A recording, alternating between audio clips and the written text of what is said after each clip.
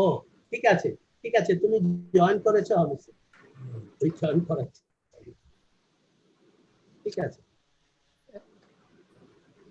Hello, Kunal. Good afternoon, Let sir. us, Sir, good shall afternoon. we Good start? afternoon. Good Kunal. Afternoon. Let us start, Kunal. Yes, sir.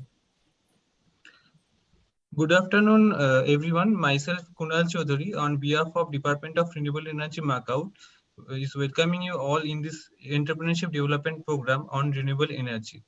Thrust on renewable energy is continuously increasing because we are gradually reaching towards the end of fossil fuels. Exploration of renewable energy is increasing day by day by government as well as private organization. Recently, our Prime Minister announced India will achieve 220 gigawatt of renewable energy by 2022. So more emphasis will be given on renewable energy in our country, and more manpower will be required in terms of skilled technical personnel. More investors will be required, as well as more startups will be formed. In this regard, our university has already established Department of Renewable Energy for skilled manpower development in this field. Today, we have digitally gathered together to experience the entrepreneurship possibility, challenges, and modern technologies associated with renewable energy. I hope all of us will get enough knowledge to form a startup after the completion of this program. So thank you for taking participation in this program. Now I would like to request Professor Tapan Kumar Paria, sir, Director of School of Energy and Environmental Science, MAKAUT, to deliver the introductory speech. Sir. Thank you, Kunal, for your presentation and introduction. Honorable Vice Chancellor, sir, Honorable Academic Advisor, sir, distinguished resource persons, Dr. Raghunath Bhattacharya, Professor Ratan Mondal, Professor Devashish De, Sri Anupam Boral, respected colleagues and guests, dear participants and beloved students. Good afternoon to everybody. At first, on behalf of MAKAUT and School of Energy and Environmental Science, myself, Professor T.K. Paria, would like to convey sincere thanks and provide greetings to all of you for your kind participation in the Entrepreneurship Development Program. It is indeed my great privilege to heartily welcome you all in the Entrepreneurship Development Program on renewable energy being organized by Department of Renewable Energy.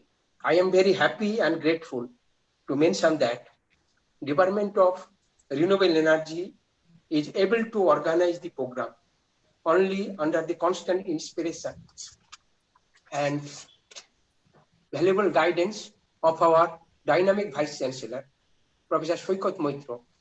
Special indebtedness to you, sir.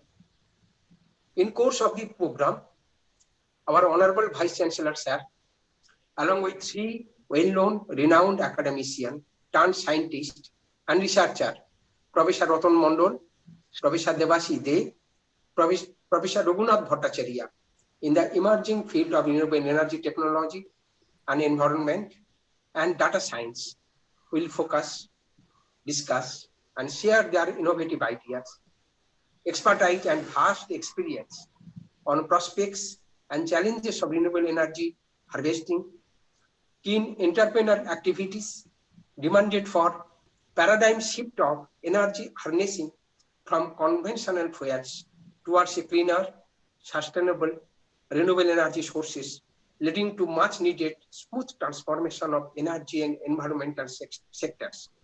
Sri Anupam Boral, as a successful entrepreneur and the CEO and founder of Messrs. Gitanjali Solar in the field of renewable energy, will exchange his vast real-life experience and important knowledge from setting up of his renewable energy unit, diversification, to smooth running of renewable energy business at present.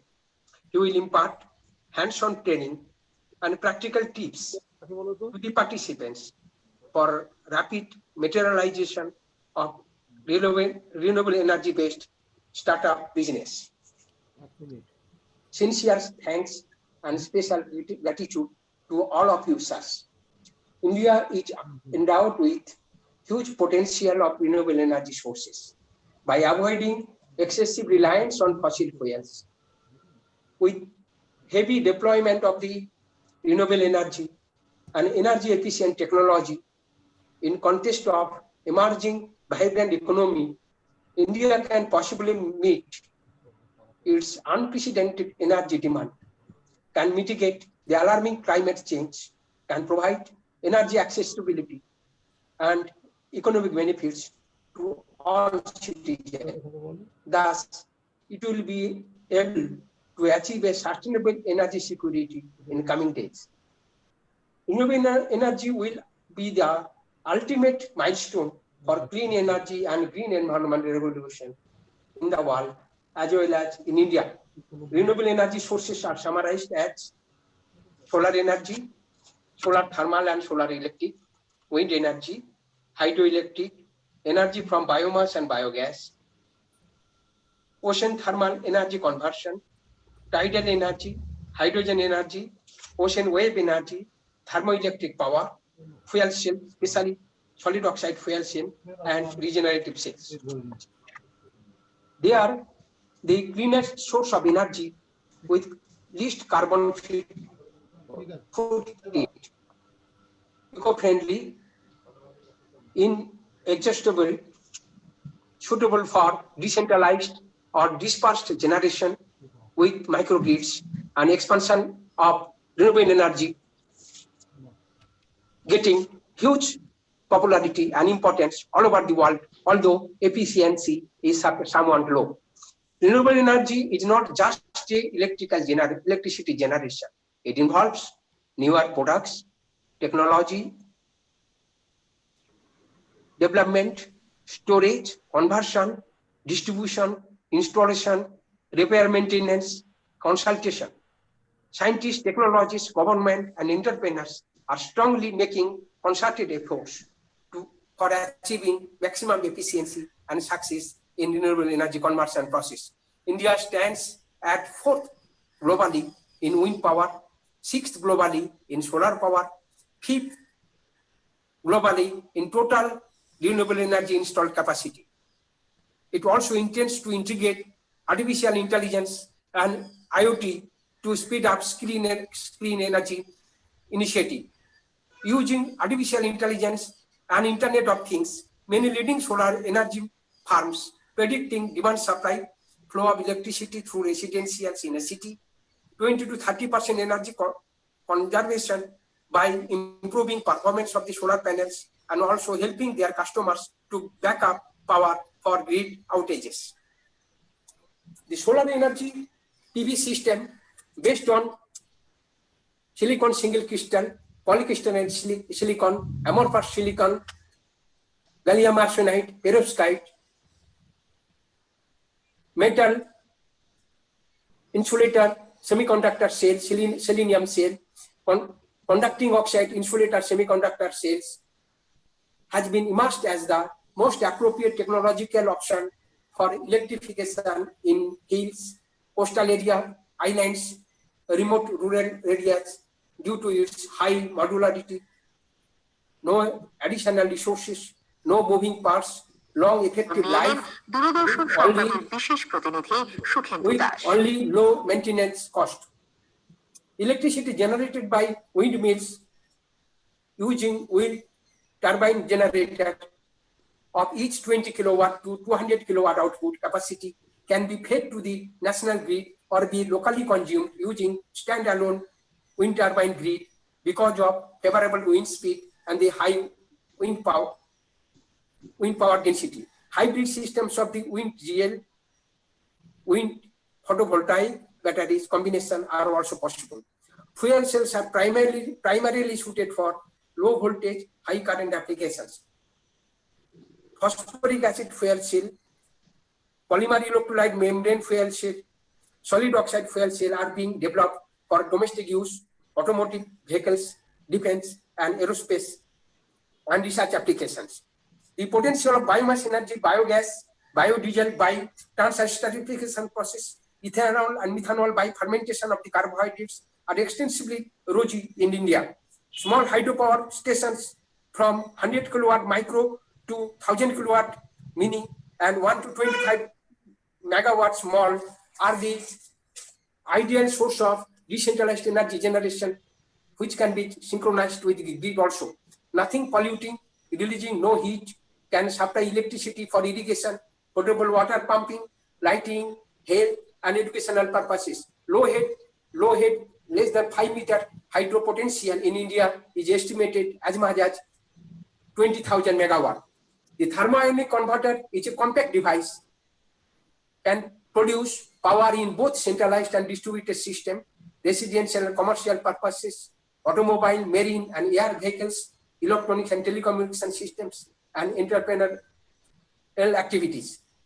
The fascinating areas of research works and entrepreneurial activities needed and in emerging renewable energy field are summarized as follows. The commercial and efficient harnessing of renewable energy, continuous searching for newer and smoother materials, system technology for generation, storage and loss-free transmissions, development of advanced renewable energy-based applications and appliances, framing of comprehensive energy policy and regulation, energy management and audit, software-based energy informatics and modeling, development of modern anti-pollution technology.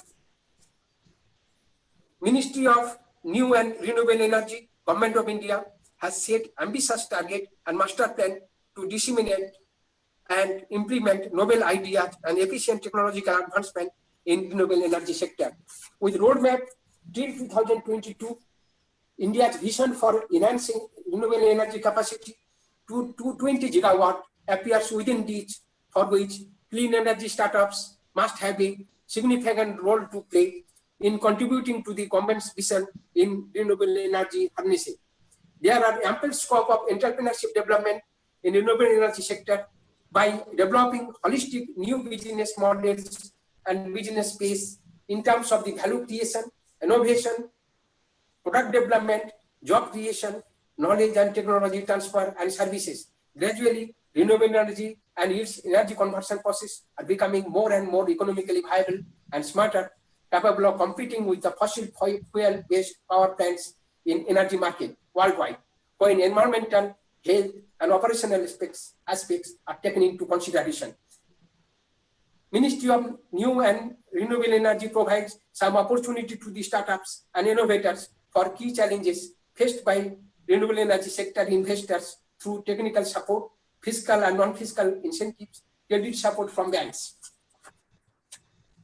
Government of India has launched world ambitious renewable energy target of 220 megawatt by 2022 as against 134 gigawatt as on now, which include 100 gigawatt from solar, 60 to 80 gigawatt from wind, 10 megawatt from bioenergy, 10 to 20 gigawatt from the small hydro power, so that renewable energy accounts for about 25% of the total power production annually.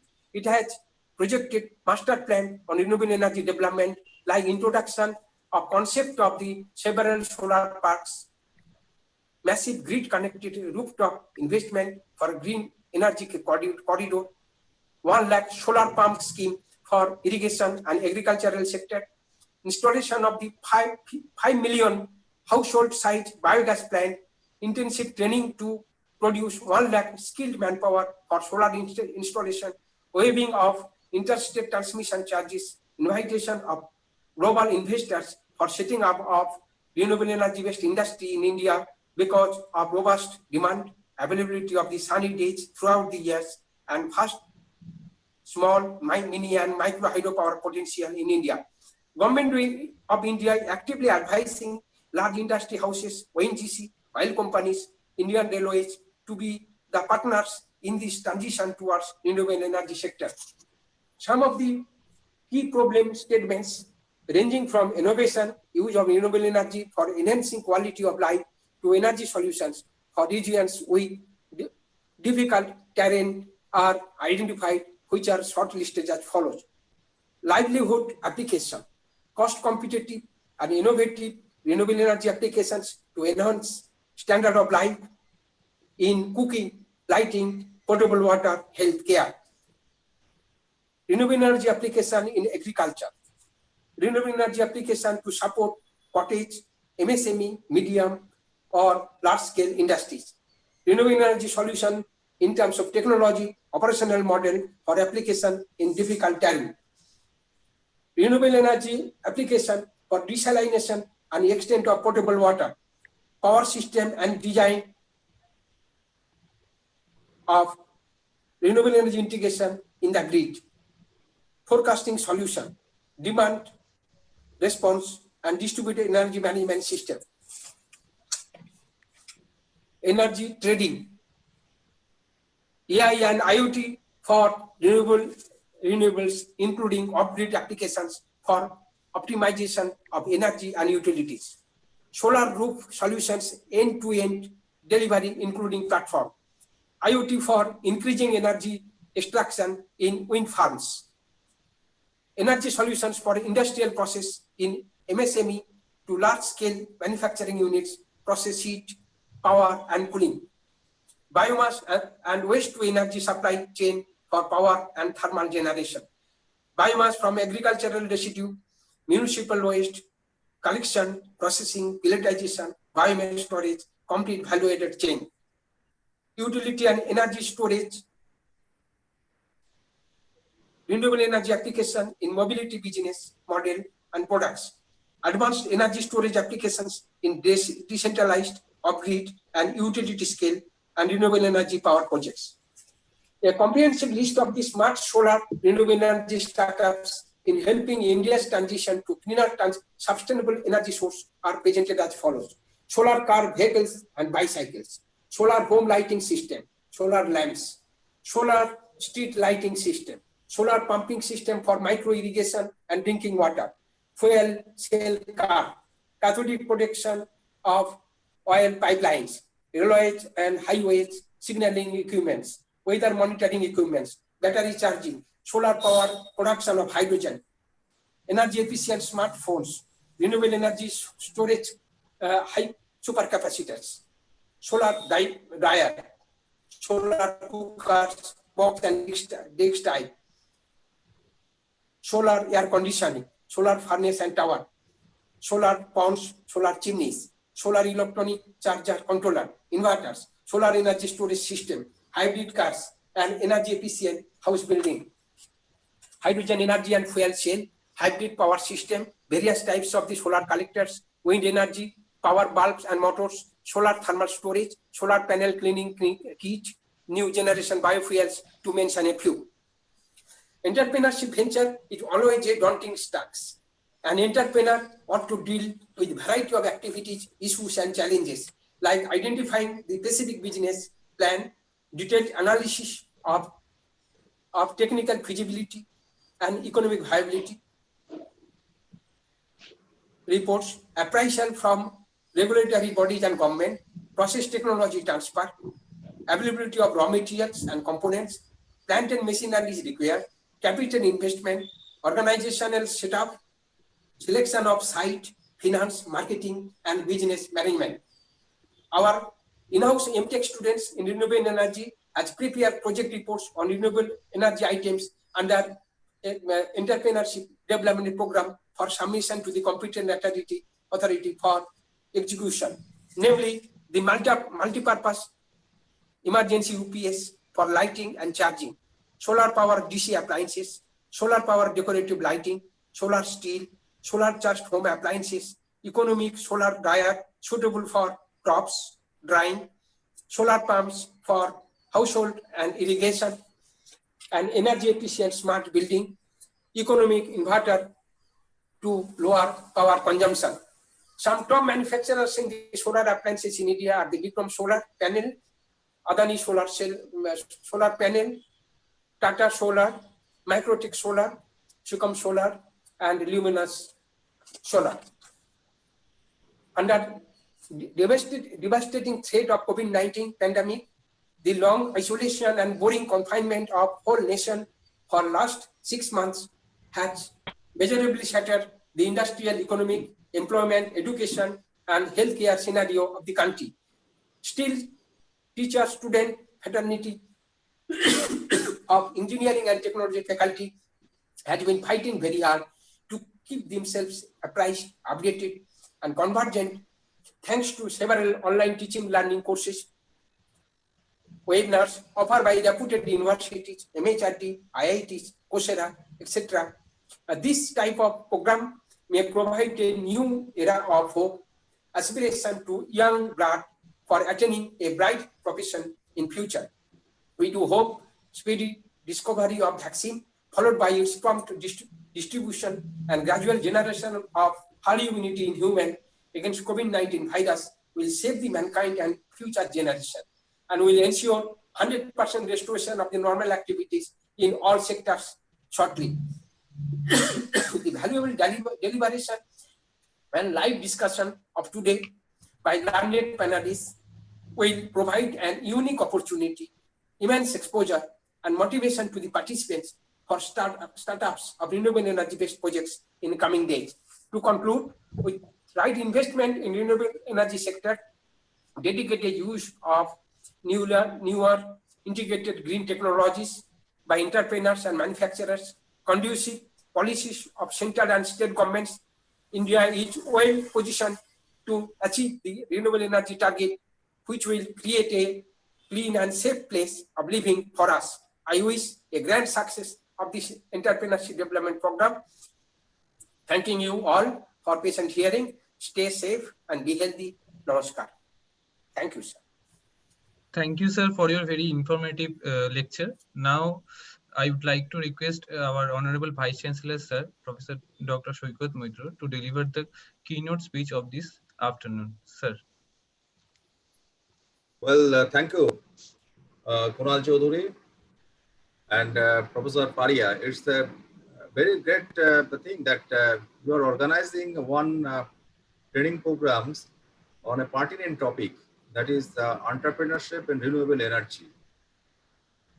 Now, in this context, I would like to start in this way that so this is the as Professor Paria mentioned at the last of his speech, everything is now happening in digital platforms, and this is one of the major strength of this university, that from very beginning, when this pandemic scenario outbroke in the entire country, at the quickest possible time, the university tried to embrace and acclimatize with the digital technology, digital tools and all these things to continue the teaching learning process in an effective manner.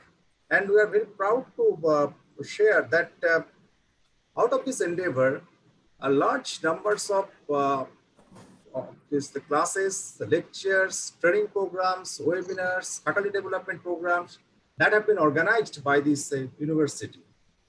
I would like to mention further that even a couple of years before, we suggested to UGC that these faculty development programs and all these things that that can be organized from through online platforms, because the advantage is it saves time, it saves cost, and the greatest part of it is breaks the boundary or barrier of time, of space, of numbers.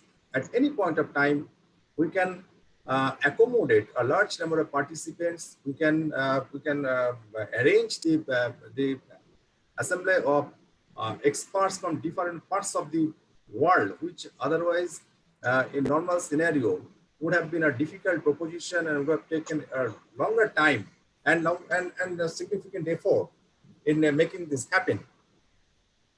Now, regarding this renewable energy, considering the importance of this area, the university decided to establish a department 1 year before, and because of what we perceive that and we conceived that the future is for renewable energy. The world is moving towards a fully sustainable global energy landscape within maybe not next 3 decades. And that is a research, that is the result outcome of a research conducted by Stanford University. And every time when these world leaders, they meet to discuss on the impact of environment, impact of these human activities on environment, then this renewable energy part, that issue rises time and again. And everyone is of the opinion somehow we have to reduce the global warming target. Now this thing is that if you look at the global warming, air pollution, energy insecurity, uh, all the countries in the world, they are trying to develop their own roadmaps. And the target is by maybe by 2030, there will be significant reliance on renewable energy, and by 2050, the entire energy scenario needs to be switched to clean renewable energy based on wind, water, solar power, and similar sources and other these renewable energy sources. Now, this is creating lots of opportunity. As a result of fact that if we look at this our health aspects worldwide, that every year 4 to 7 million death is happening because of air pollution, and the problem is that this is more prevalent in a country, developing country like us. Therefore, in these countries like these Asian countries, African countries, there is importance of adopting the policy to migrate to renewable energy is of paramount this of significance. This is because this in all this country, if you look at this scenario, this heterogeneity, diversity of the level of lifestyle, of the level of population, all these things, we need to have this the adoptions of renewable energy as in the quickest possible way, in the quickest time period. And that's for that purpose, you see, in near future, we need to generate a large number of entrepreneurs also, because we need to produce the numbers of job givers instead of job seekers. And renewable energy could be a viable, it would be a viable, this option, formidable options for entrepreneurship. Elon Musk, the iconic figure in a novel and unique entrepreneurship, he conceived the idea of solar city. Now it is married with some financial problems and all these things, but still the concept of solar city was unique. That the entire city, the energy will be this harvested from the solar power, and the driverless car or all these cars will be there. Everything will be integrated. So this is a very important concept. However, it needs to be effectively translated. Maybe it will require some more time so that we can see that this is a reality. But I'm confident that it will be a future this scenario. Energy, this at every this creations of solar rooftops and solar panels, all these sorts of energy that will be a regular feature of modern constructions of this different types of human this habitat and all these things. And here one of the unique opportunity in near future is because this our population, this distribution is going to be more and more, homogeneous. As this may be one of the positive impact of this COVID scenario, because people are now they are being asked to work from home. So in near future, what we will be observing a significant transition or significant migration from urban or metropolis to tier 2 cities, tier 3 cities, and rural areas will happen. If the infrastructure and all these things has been created in that way, then there will be this uniformity in terms of this energy consumptions, energy requirement, and all these things, and that will create a more uniform atmosphere, and that will reduce pressure on these cities and all these things, and that will create an ambience for development of rural areas and tier 2, tier 3 cities, and that everything has its positive impact and negative impact. Maybe this is one of the, this positive impact of this COVID pandemic scenario. And second is because of there are many areas are emerging, as for example, energy informatics, this internet of things and all these devices and gadgets. So the business opportunity is also increasing exponentially. Now, in this area, there are certain, these numbers of entrepreneurs right now is available, but we can see that as there will be, this significant transformation in nature of job, existing jobs which are right now prevalent by 2030 or 32 or 33, that most of these will be, this vanishing, and there will be emergence of new areas and new, and that requires, this, a transition from one things to another. And this is the right time for engaging ourselves in these future areas where there will be a significant opportunity in terms of employability, entrepreneurship. So with this, I think that that there will be a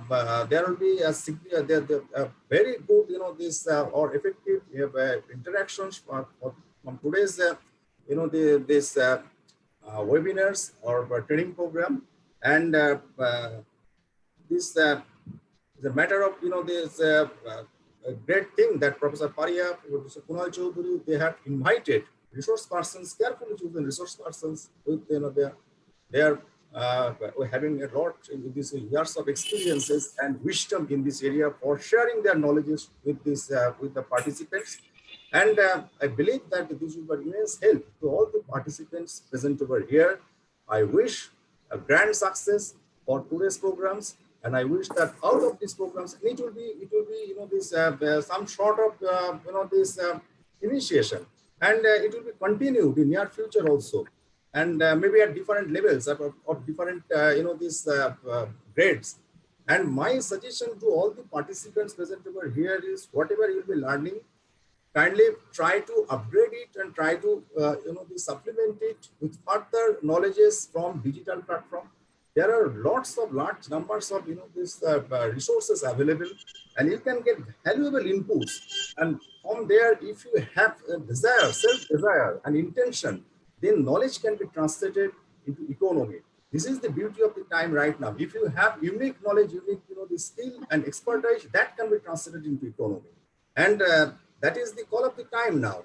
So kindly engage yourselves in meaningful learning, and out of this, whatever it will be, this learning from today's discussion, take a note and record of it and supplement it further, develop your own community, knowledge community. We have created one culture of a discussion forum or discussion front. There, anyone can share their opinions, and from that opinions, this further knowledge can be generated and developed. What is happening at social media also, and this is one of the way for generation of knowledge further.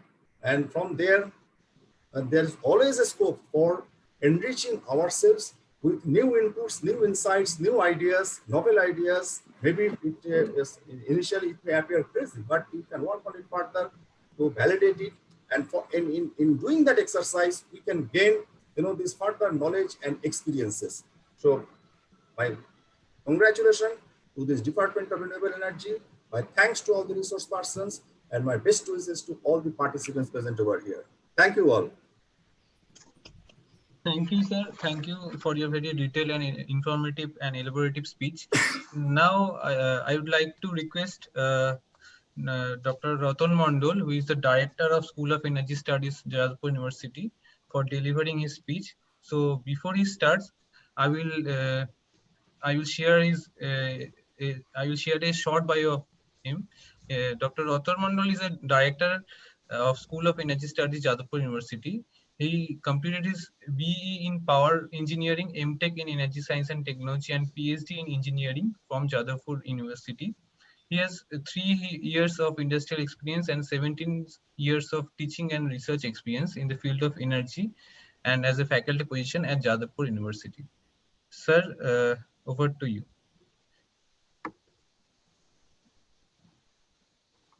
Thank you, Kunal, for the brief introduction on me. Can you hear me? Hello. Yes, sir. Yes, sir. We can hear you. Okay, then let us start. Hello. Thank you very much. So, Honorable Vice Chancellor, sir, uh, Professor B.B. Paira, Professor T.K. Padia, sir, Mr. Kunal Chaudhuri, and a successful entrepreneur we know very well, Mr. Anupam Boral, sir, and Dr. Raghunath Bhattacharya is there. And present dignitaries, delegates from different colleges and universities, and my dear students. So it is my heartiest welcome to all of you in my lecture session in the webinar on Entrepreneurship Development Program on Renewable Energy, organized by Department of Renewable Energy, Maulana Abul Kalam Azad University of Technology, West Bengal. So it is my heartiest thanks to the organizer, especially Professor Padia sir, Mr. Kunal Chaudhuri, for giving me this opportunity to talk before you on this platform and to have the opportunity to discuss with you. And before going to my topics, so let me share my slides.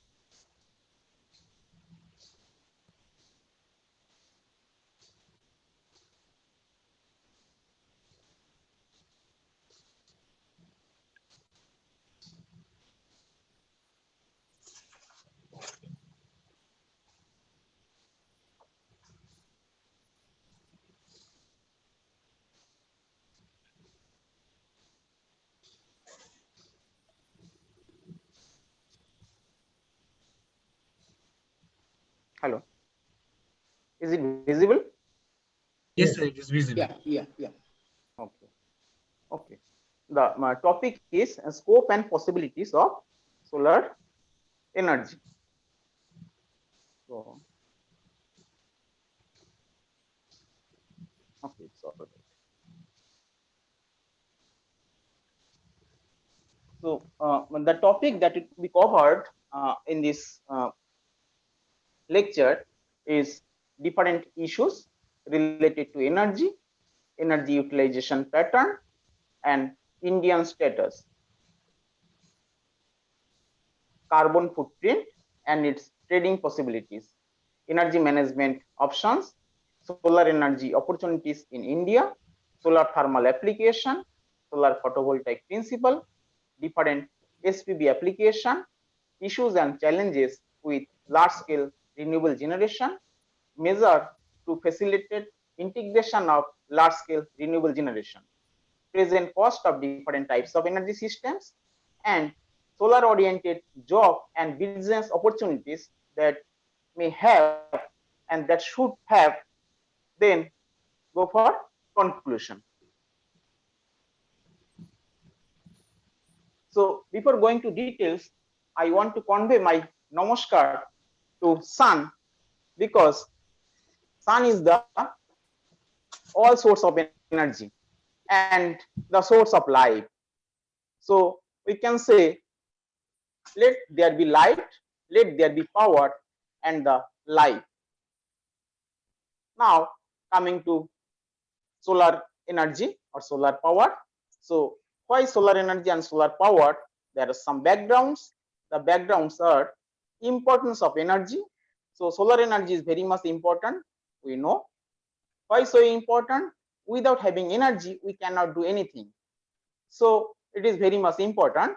Apart from land, labor, and capital, solar energy is the key input of any kinds of development.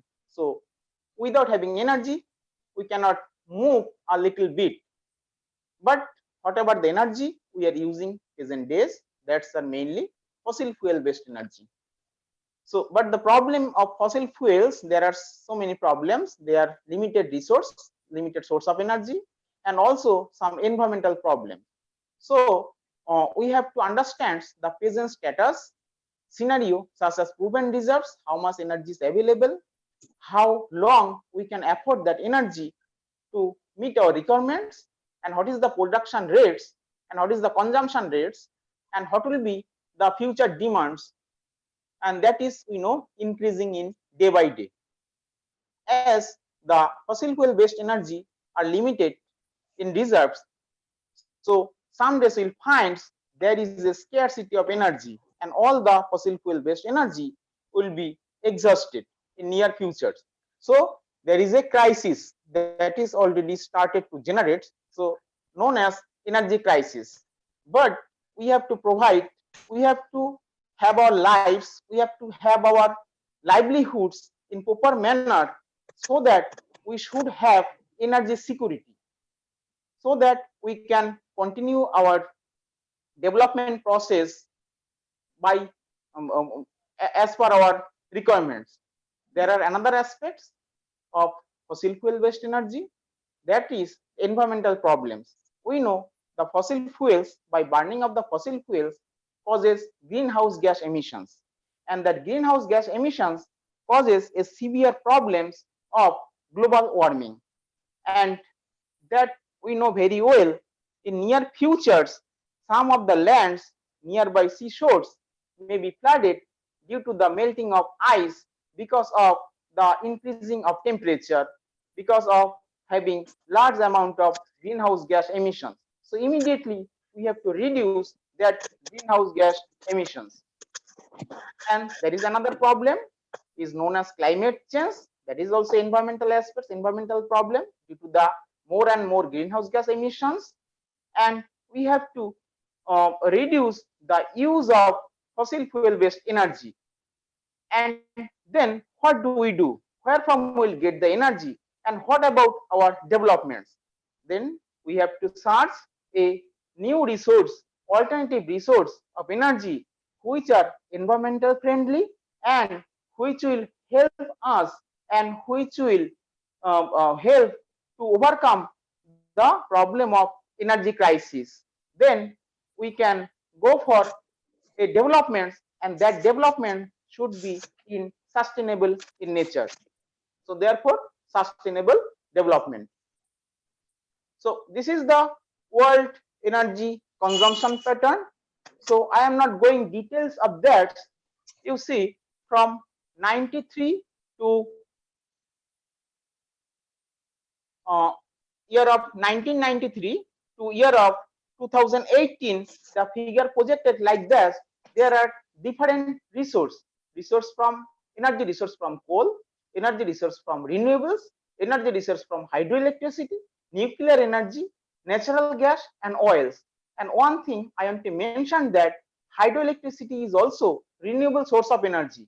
But as hydroelectricity we are using from very beginnings, and it is considered as conventional source of energy, and there are some other renewable source of energy that is considered as renewable source of energy. So that renewable, from the figure it is clear that the renewable source of energy, use of renewable source of energy is increasing day by day. So there is no alternatives without having that.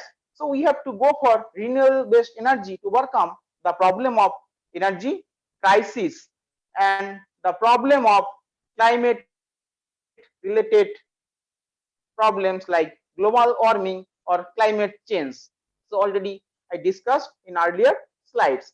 So what I mentioned, the renewable base of energy is increasing day by day. And you see the forecast by 2052, the renewable energy will take a significant part. Already BC sir mentions that the mostly in 2050 we'll find most of the fossil fuel based energy will get replaced by renewable based energy.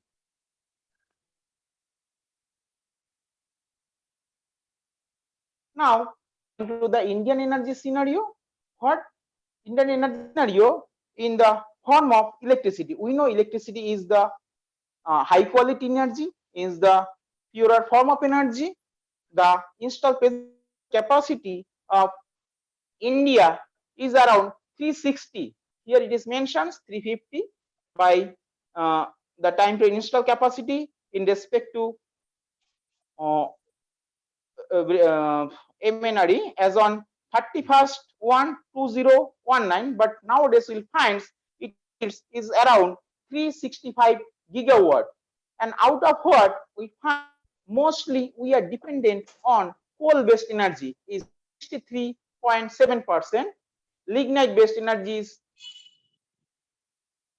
63.7%, and you see the gas base is 7.1%, and for other fuels, the renewable part, the hydro energy is around 13%, nuclear 1.2%, and other renewable is around 21.2%. So if you consider hydroelectricity as a renewable source of energy, obviously it is a renewable source of energy. So we are having considerable amount of contribution of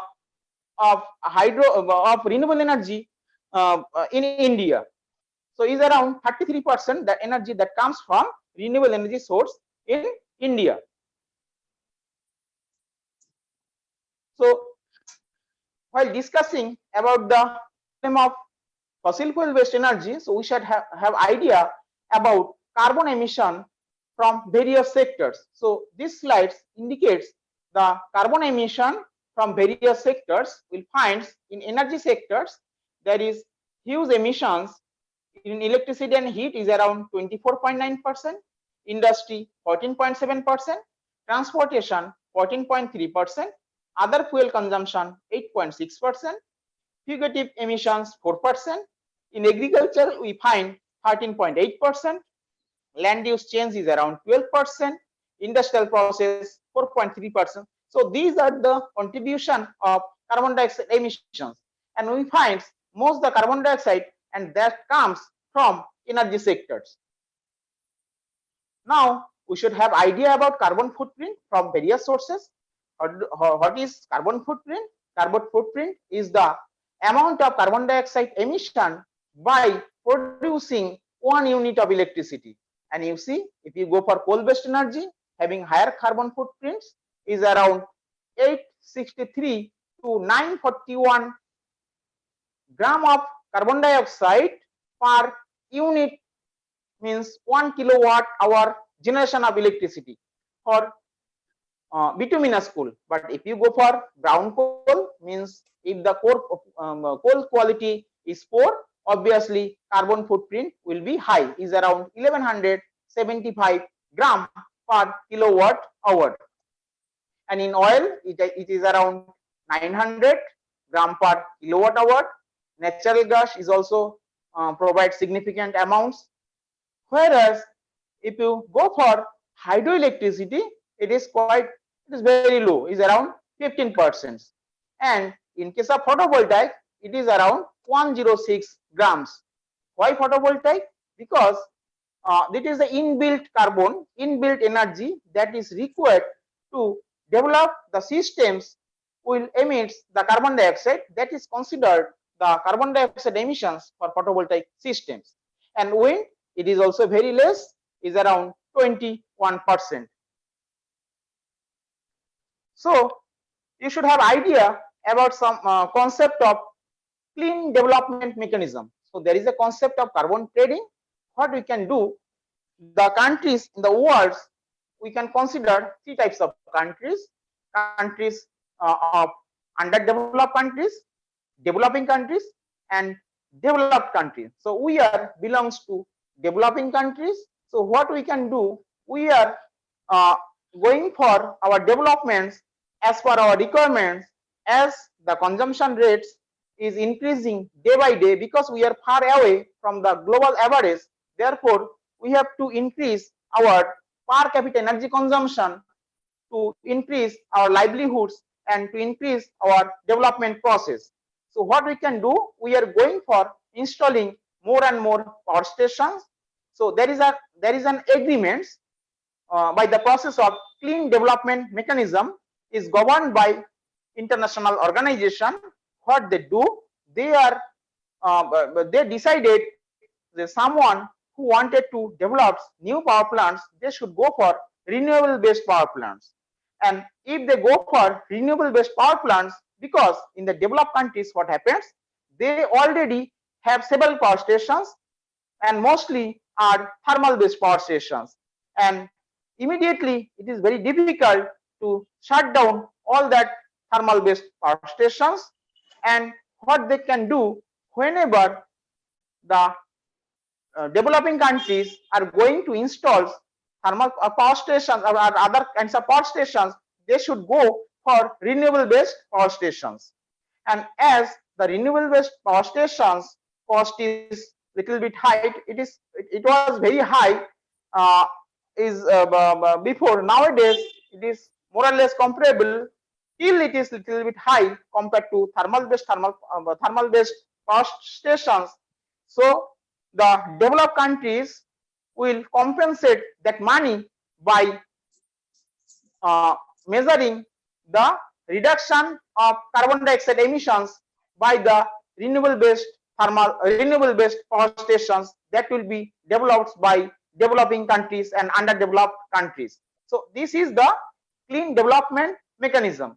So and that is very much essential to stay on the 2-degree trajectory by 2030.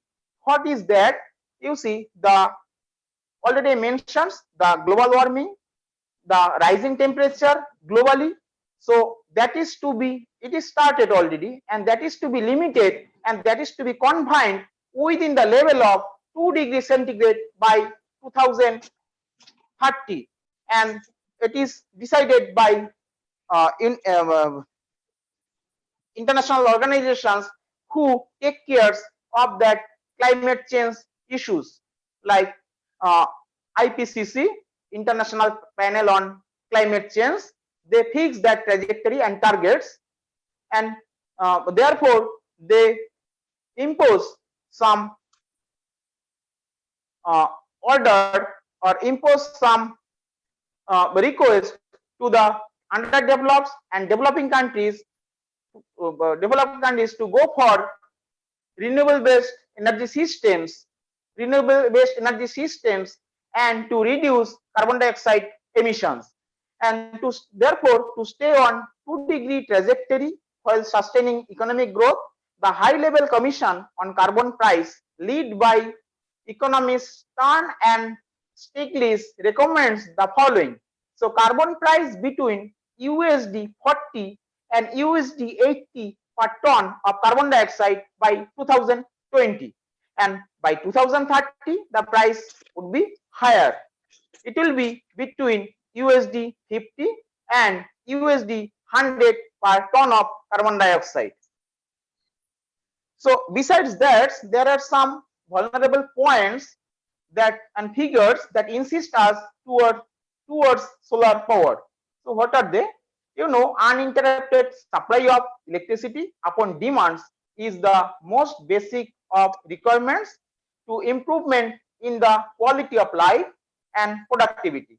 Lack of steady source of grid electricity due to limited generation or due to unavailability of transmission infrastructure causes severe hardship to people, especially in rural areas.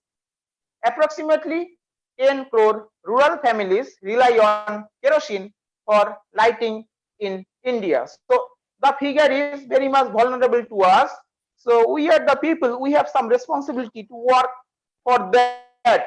So what we can do, those who are related or working on renewable based energy, we can provide some products like solar lantern to them, solar fan to them, so that they can increase their livelihoods, they can increase their quality of life, they can have good health, have good education. So that can be provided by supplying of solar energy systems or renewable based energy systems. So there are some options by which we can mitigate the problems. So energy management options. So energy management options consist with use of renewable energy, go for energy conservations, already renewable energy. We discuss about renewable energy, energy conservations. Energy conservations is the whatever energy we have to use that energy by proper manner so that we can avoid the misuse of energy. So that is the concept of energy conservations. You know, by saving the energy of by saving the energy in the demand side, if it is 1 unit you can save, that savings incurs is 5 units of energy in the generation sides. What happens there in the thermal power stations, when the energy flows from after generating in thermal power stations from coals to the demand sides or utility areas, there are have some limitations and there is some losses. And if you provide 100% energy in the thermal power stations by feeding coals into your stations, then you can reach is around 20% of energy in, at your user ends. So savings the energy at user ends is 1 unit will incur 5 times or 5 units savings in the coal sites. So from these figures we can get the idea of the opportunities in energy conservation. So there are some other possibilities, energy efficient technologies. So we have to go for energy efficient technologies that will help to save the energy and the process. And for that, there should be a proper energy planning, and that planning should be from countryside, state-wise, from country-wise, state-wise, from different organization, from our households itself. So we should have proper energy planning so that we can avoid the misuse of that energy. Education, and for that education, awareness and capacity building is required, and proper training is needs. And I think for that purpose we should arrange these types of programs so that all the people can get aware about the problems of energy, and they can use get the benefits and use that ideas at their homes to have proper energy conservations and to go for proper use of renewable energy. This is the energy efficiency already mentioned. Energy efficiency, ideal energy by actual energy, savings, new energy minus old energy by new energy. So there will be a productivity gain. So new efficiency minus old efficiency. If you can improve the system efficiency by some manners, suppose if you go for energy efficient motors than that of old motors, so obviously energy consumptions will be less, and that will be increase your productivity. So there is some productivity gain. There are some policies to improve energy efficiencies, good housekeeping, regulations, standard, industrial cogeneration, waste heat recovery, fuel switching, fiscal policies like tax rebates, subsidies that should be provided from government aids so that people can get attracted on renewable based energy systems. And there should be some benchmarking or some standard to be maintained for different products. Energy audit is the options to understand the ways whether the systems or the organizations are using the energy that are in proper manner or not. That can be understood by the help of energy auditing process, and accordingly the people can take actions to reduce energy consumption or to improve energy efficiency of the systems. And for that, R&D, research and development, is also needed.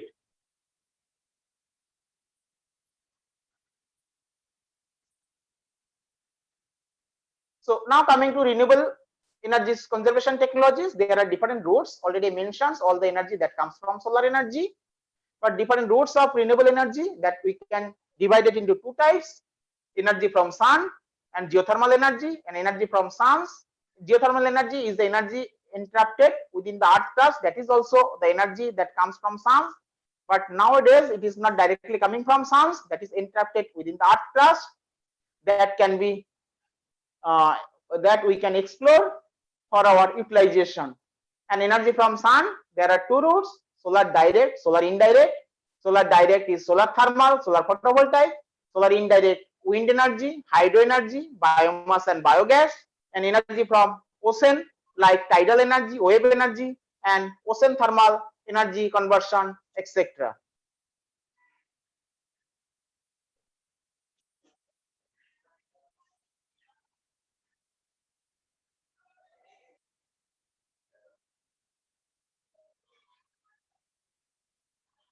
Now coming to the energy status of India, renewable energy status of India, we are quite lucky enough to have different renewable energy resource like wind power, small hydro power, biomass power, cogeneration bagasse, waste to energy, solar energy. So out of that we'll find we have enormous resource in solar energy is around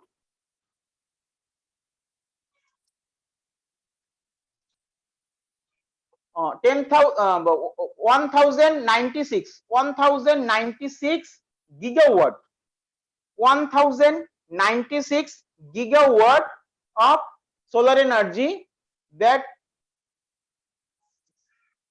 9,000 gigawatt of renewable energy that we have. Out of that, solar energy is around 748, is around 749 gigawatt, 749 gigawatt. So potential we have in India. So coming to the solar power density in India, you see, before going to that, solar install capacity in India up to 2012, you see, grid connected solar power is around 1000 megawatt, and other additional 446 megawatt. Off grid solar PV panel is around 85 megawatt. It is very low up to 2012, but we have huge potential. We know the, so if you go for solar energy system, so what is the source of energy? The source of energy is the solar radiations, and India receives on an average 4 to 7 kilowatt hour per meter square of solar energy daily, with an average of 250 to 300 sunny days in a year. Rajasthan and Gujarat receives maximum radiation in the range of 6 to 6.6 kilowatt hour per square meter. So what I mentioned, up to 2012, cumulative grid connected installed solar power capacity is quite low in India. After that,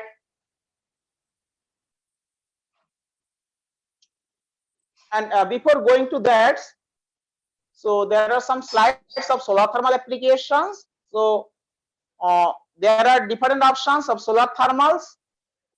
Solar collectors are there. You can go for large scale power generations by using heliostats of different mirrors concentrating the solar radiations, the central tower concepts, and there are some parabolic trap concentrator to increase the temperature, to form water to steams, and to get in electric power as like as thermal power station. So what I to mention, I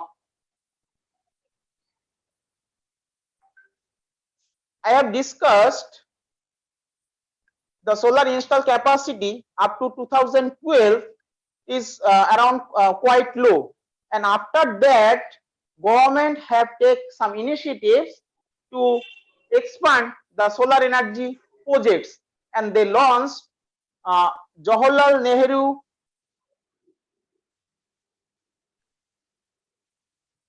they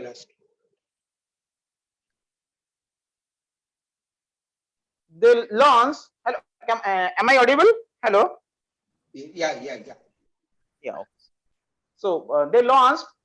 Government of India launched a project, Jawaharlal Nehru National Solar Missions, which have ambitious targets.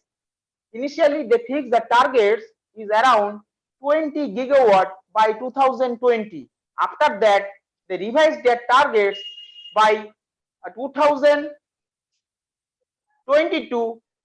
The integration of renewable energy into the grids will be around 174 gigawatt, and out of that 100 gigawatt, 97 gigawatt is around 97 gigawatt that should be from solar energy, and out of that rooftop solar is around 40 gigawatt, ground mounted solar projects is around 57 gigawatt, and therefore there is a quite progress on the installations under that schemes of Jawaharlal Nehru National Solar Missions. We find by 2019 the is around 30%. 30% of the targets is fulfilled.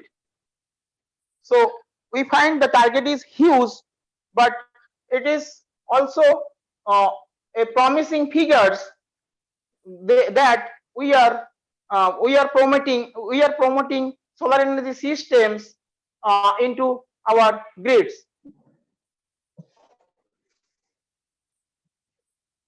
Now coming to solar PV principle or solar photovoltaic systems. So photovoltaics are best known as a methods for generating electric power by using solar cells to convert energy from sun into a flow of electrons. The photovoltaic effect refers to photons of light exciting electrons into a higher state of energy, allowing them to act as charge carriers for an electric current. The photovoltaic effect was first observed by Alexander Edmund Becquerel in 1839. And this is the solar photovoltaic, the art of converting solar energy directly to electricity. It is nothing but a semiconducting device. Mostly we are using silicon based solar cells. Silicon based solar cells are different types: monocrystalline, polycrystalline, thin film amorphous types, and there are some other materials and other technologies that we have, and those are working as a thin film materials like cadmium telluride, cesium gallium arsenide, indium gallium sulfides, etc. And there are some concepts is coming into in pictures. The concept is coming. So people are developing organic based solar cells.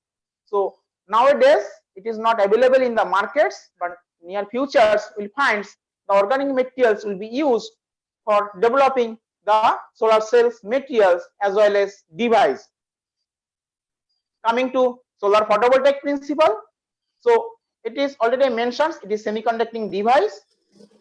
It works by this way of absorbing of light by a semiconductor, causes excitation of electrons, and that excitation of electrons causes creation of additional electrons and holes, and the additional electrons and holes, if can be separated, and obviously that is be separated with the help of some electric fields, and that electric field is provided by itself of semiconducting device. Already mentioned, solar cells is a semiconducting device, but nothing but it is PN junction diode. As it is PN junction diodes, it produce some electric fields, and that electric fields helps to separate the electrons and holes, and that separation of charge by electric field causes voltage, and if the outer terminals P sides and N sides connecting with some metal contacts if that can be connected, and the charge can be passed through some loads, So there will be some movements of electrons in electric fields causes currents, and then currents into voltage will get the power. So this is the fundamental principle of solar photovoltaic cell. I am not going details of that because time is limited. So this is the structure of a cell. What happens there? It is PN junction, and over that there will be some grids, metal grids to collect the charge, and the base at the bottom sides, piece normally p-type bottom p-type material is considered as a bottom, and the bottom sides there will be some metal contacts to collect the charge, and there will be some external circuits to connect the loads. Now already I mentioned about the solar cells, but solar cells develop very less amount of voltage. So but we need megawatt level power, we have higher level of voltage. So what we can do, we have to have increase the voltage level as well as current level, and here it is mentioned the PV module and array. Due to the low voltage of an individual solar cells, typically 0.5 volt, several solar cells are wired in series in the manufacturer of a laminate. The laminate is assembled into a protective weatherproof enclosure, thus making a photovoltaic module or solar panels. And if you connect panels in series, so it will form a string to further increase in current, further increase in voltage. And if several strings connected in parallel, so you can increase the currents from the system. So increasing current and voltage, you can go for higher level of energy like megawatt level with higher voltage systems. So this is the constructional procedures of solar cell to solar module. Solar module to increase the currents, all the cells connected in series like batteries. Then solar cells to modules, modules to solar arrays. So all the modules connected in series and parallels forms the arrays to form PV power system. Now coming to solar photovoltaic power plants, there are basically three types of solar photovoltaic power plants: standalone off-grid power plants, and in that case electricity is used to charge a battery bank. Obviously storage would be needed as it is standalone types, because solar radiation is available in daytimes, in night time it is not available, but we must have to use that energy in night times, basically for the purpose of lights. Primary purpose is lights, and there are some other purpose also, and for that energy is required to store, and the storage is done with the help of batteries. Normally lead acid batteries is used, and in sophisticated systems we'll find lithium ion batteries coming, and there is huge opportunities in batteries technologies to work on that for standalone systems and distributed systems. Another systems is grid connected centralized systems. All the systems is connected with the grids, so there is no needs of storage device. So delivers electricity directly to the grids through inverter during sunshine hours. Grid connected, another system is grid connected distributed systems. So it is connected to the grids. There is some local grids, and they provide power to the grid connected customers or directly to the electricity networks. And it is distributed systems, and nowadays the concept is coming of having smart distributed systems. Whenever it is required, may connect with the main grids. Whenever it is not required, can get disconnected from the grid. So there is a concept of smart systems. Smart grid is coming in the pictures. So there are some other applications, distributed applications. You see, in the remote village, remote areas, there is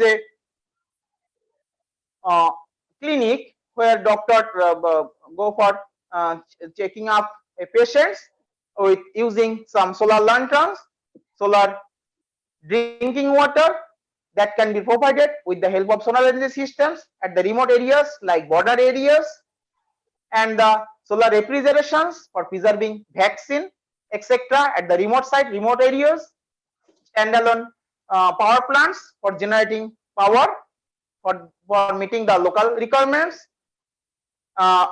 solar pump systems, use of solar energy in mobile network towers, etc. building integrated systems. Agrivoltaic is another concept. By using solar energy, solar photovoltaic systems as well as agriculture, there is a concept of floating solar power station, concept of canal top, river top power plants, etc., etc. So there is a huge opportunity in solar photovoltaic application. So now coming to the grid interactive SPV power plants. So DC electricity produced is fed to PCU that converts DC to AC power. The PCU also 5 minutes left, makes sir. necessary energy to synchronize with the okay, hurrying up. So improves the power factor of the grids, acts as a peak load saving system, share the peak loads with the grid during the daytime when the load is maximum, acts as voltage support systems at tail ends of the grids, improve the quality of the grid power. So grid integrity powers provides to improve the grid quality of the power. So this is the figure of grid interactive systems. This is the hybrid power systems. This is the battery backup power systems. This is another promising applications of electric vehicles. So you see, these are the charging stations for charging the vehicles, e-vehicles.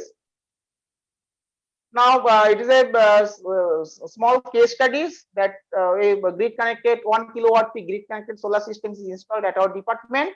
It is working in very good condition, generating around 4 units of electricity per day and feeding into the grids. We are using that one. And these are the monitoring and maintenance. So photovoltaic systems requires very less maintenance. Cleaning and checking the wires is needed, and checking the diodes, etc., that is used as a safety diode, bypass diodes, that's to be checked up. So there are some other issues and challenges with large scale renewable energy generation. Actually, what happens, renewable energy is characterized by intermittency and variability, which presents various challenges in a grid interactions for maintaining grid stability and security. From above characteristics as well as analysis of renewable generation in different states, it is observed that renewable generation is mostly available during other than peak demand hours and does not support the peak demand. So there is a problem. Actually, renewable energy generates mainly solar energy generates at the daytime, and the peak is around night time. So there is a huge ramp at the evening. So that is to be taken care of by sophisticated systems. So that is the challenge. So there are some options to mitigate that challenge. Because in addition, the issues of need attention while planning for large scale renewable energy generation, sir. So there are some other points, but to measure facilitate integrations of large scale renewable generation, presently the variability and intermittency of wind energy generation is being addressed by varying outputs of hydro plants, whereas thermal plants are being operated as meeting the base load. So hydro plants and the wind systems can be used, as well as hydro gas systems like gas turbine plants can be used to meet up that problems. Besides this, some mitigating measures including smart grid applications would also facilitate in integrations of large scale renewable generation.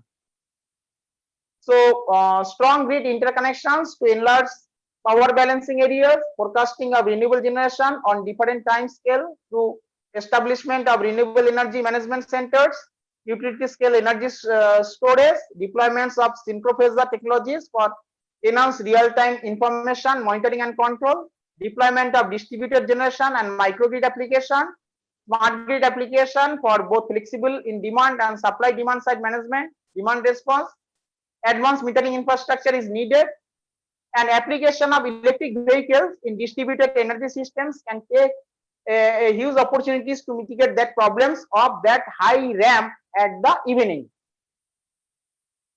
So this is the for power generation, the capital cost of different resource is given here. It is comparable in nature.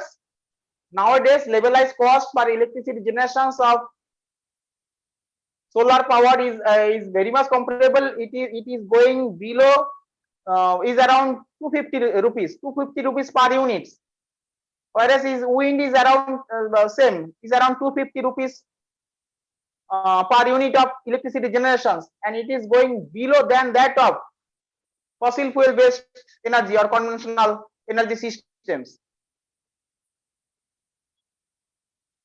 Now coming to another aspect, so solar job opportunities, there are various ways to have various types of jobs. Someone can sell products, $billions of solar PV, solar thermal system, solar fans, solar cooling systems, etc. are sold each year. Addition to that, solar lights, solar gadgets, solar rechargers, and growing list of related products are there. And someone can be a distributor, need distributor to get the product of the market. Okay, Kunal, 5 minutes.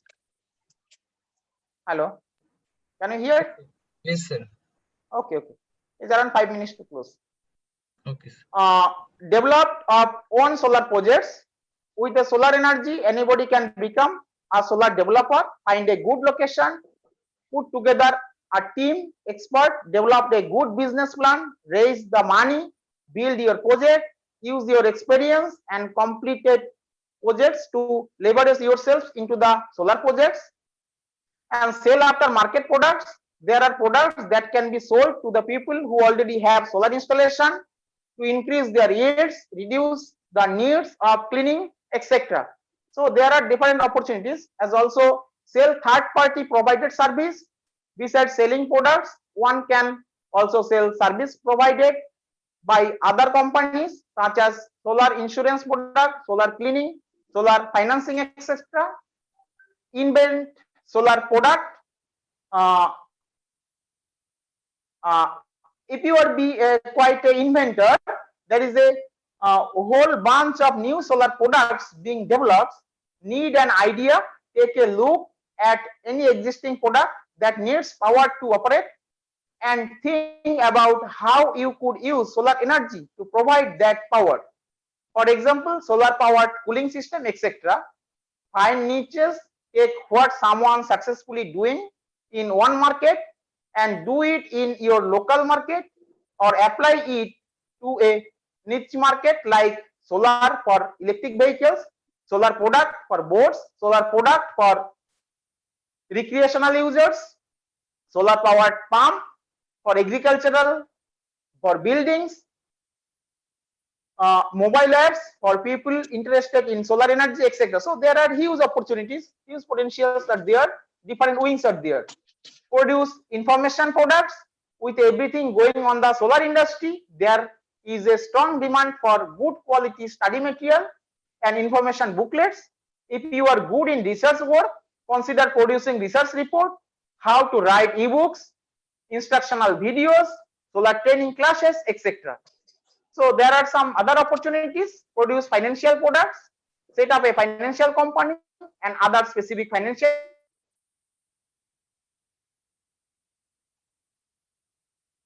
products such as solar construction, joint venture solar projects, etc. There are a growing numbers of private investments groups. They do just this, and these are not the all the list. There are so many other opportunities. So if someone are interested to do work on solar energy, so they can do easily. They can promote their innovative ideas for going for startup, etc., etc. And now coming to the conclusion part, what I mentioned, the energy utilization pattern is changing worldwide. So harnessing for renewable based, environmental friendly, new energy technologies with lower carbon footprint, there is a great interest in savings energy and in the use of renewable energies.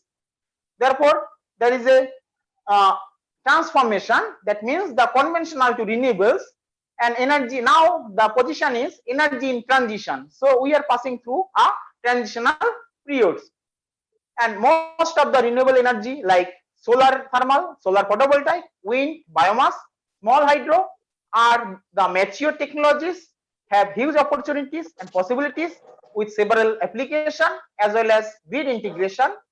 Renewable energy is characterized by intermittency and variability, which presents various challenges in its grid integration or maintaining grid stability and security. Needs of self-dependent distributed generations already mentioned, with microgrid application for maintaining grid stability and security. Renewable energy, especially solar energy technologies, open up huge possibilities in employment generation, entrepreneurship development, stakeholders developments, startup companies from very small scale to large scale. Someone can promote their innovative ideas to have startup or go for business in various renewable energy sector with taking the help of different government schemes and facilities. Although there are some issues and challenges for using renewable based energy, but have huge possibilities to go for sustainable development process by keeping our mother earth safe for our future generation. So thank you all. Thank you for your patience.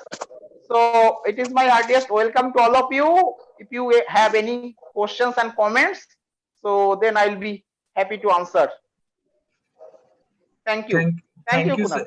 Thank you, sir, for your detailed and well-explained speech. Sir, as we have so many speakers today, so we'll take the questions at the end after all the presentation. Okay, sir. Okay. Thank you. So, Thank you. Sir, please unshare your screen. Okay. Thank you, sir. So now coming to our next speaker. Our next speaker is a real entrepreneur who is a successful entrepreneur in the field of renewable energy. Mr. Anupam Baral, CEO and founder of MS Gitanjali Solar. Sir, over to you. And sir's topic is startup challenges in renewable energy. Sir. Sir, you are not audible.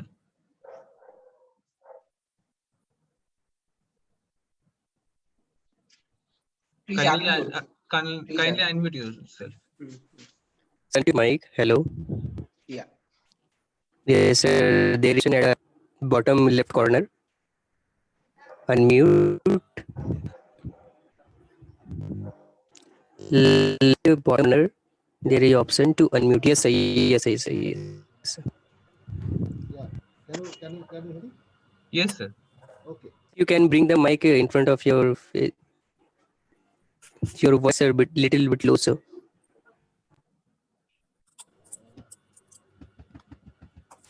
Say you can increase the say you if you can be a bit. Hello. Yes, sir, your voice is coming, but it is not so much audible. Say. Sir, kindly place the microphone near to your mouth so that we can hear. Actually, the sound is very low. Now is it okay? Yes, sir. Now it is okay. It's okay, no? Yes. Yeah. Sir. Yes. Okay. Honorable Vice Chancellor and others distinguished guests. First, I thanks to MAKAUT to give me this opportunity to speak here. Before start my presentation, I want to show one news video clipping from Doordarshan Kendra, Kolkata. Okay. This is basically for motivation of new entrepreneurs, like that. শুনলে রূপকথার মতো মনে হবে, কিন্তু রূপকথা নয়, বাস্তবের কাহিনী। অদম্য ইচ্ছা শক্তি মানুষকে কোথায় পৌঁছে দিতে পারে তার খবর নিয়ে এলেন দূরদর্শন সংবাদের বিশেষ প্রতিনিধি সুখেন্দু দাস। প্রকৃত অর্থেই শূন্য থেকে শুরু করেছিলেন, আজ কয়েক কোটির পতি। বহরমপুরের বাড়ি থেকে মাত্র 10,000 টাকা নিয়ে কলকাতায় আসেন ভাগ্যান্বেষণে।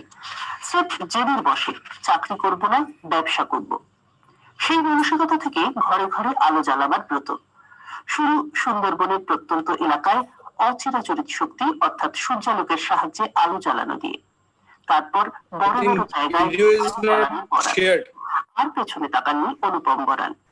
একে একে তৈরি করেছেন সৌরচালিত কুকার, স্ট্রিট লাইট, গ্রামীণ মানুষের ব্যবহারের জল তোলার পাম্প, বাচ্চাদের খেলনা, শিল্প ও গৃহস্থের ব্যবহারের উপযোগী সব ধরনের সরঞ্জাম। বেশ কয়েকবার স্বীকৃতি এসেছে জাতীয় স্তরে। পুরস্কার নিয়েছেন প্রধানমন্ত্রী ডক্টর মনমোহন সিং এর হাত থেকে। গত 10 ফেব্রুয়ারি নতুন দিল্লিতে পুরস্কার নিয়ে এলেন প্রাক্তন রাষ্ট্রপতি ডক্টর এপিজে আব্দুল কালামের হাত থেকে। এবারের স্বীকৃতি ফেলে দেওয়া বর্জ্য থেকে সৌরচালিত বাচ্চাদের খেলনা তৈরির। এক কথায় বলা যায় খেলনা থেকে খেলনা। শুধু ভারতে এর বাজার বছরে 2000 কোটি টাকার, সেই জায়গাটা ধরেছেন অনুপম বাবু। 20 বছরের জন্য এর পেটেন্ট পেয়েছেন অনুপম বরাল। লোকসভার প্রাক্তন স্পিকার সোমনাথ চট্টোপাধ্যায় অনুপমকে শুরুর দিন থেকেই উৎসাহ জুগিয়েছেন। অনুপমের স্বপ্ন অচিরাচরিত শক্তির ব্যবহার করে সৌরশক্তিকে কাজে লাগিয়ে বাংলার সমস্ত গ্রামে আলো পৌঁছে দেওয়া। শুনলে রূপকথার মতো মনে হবে, কিন্তু রূপকথা নয়।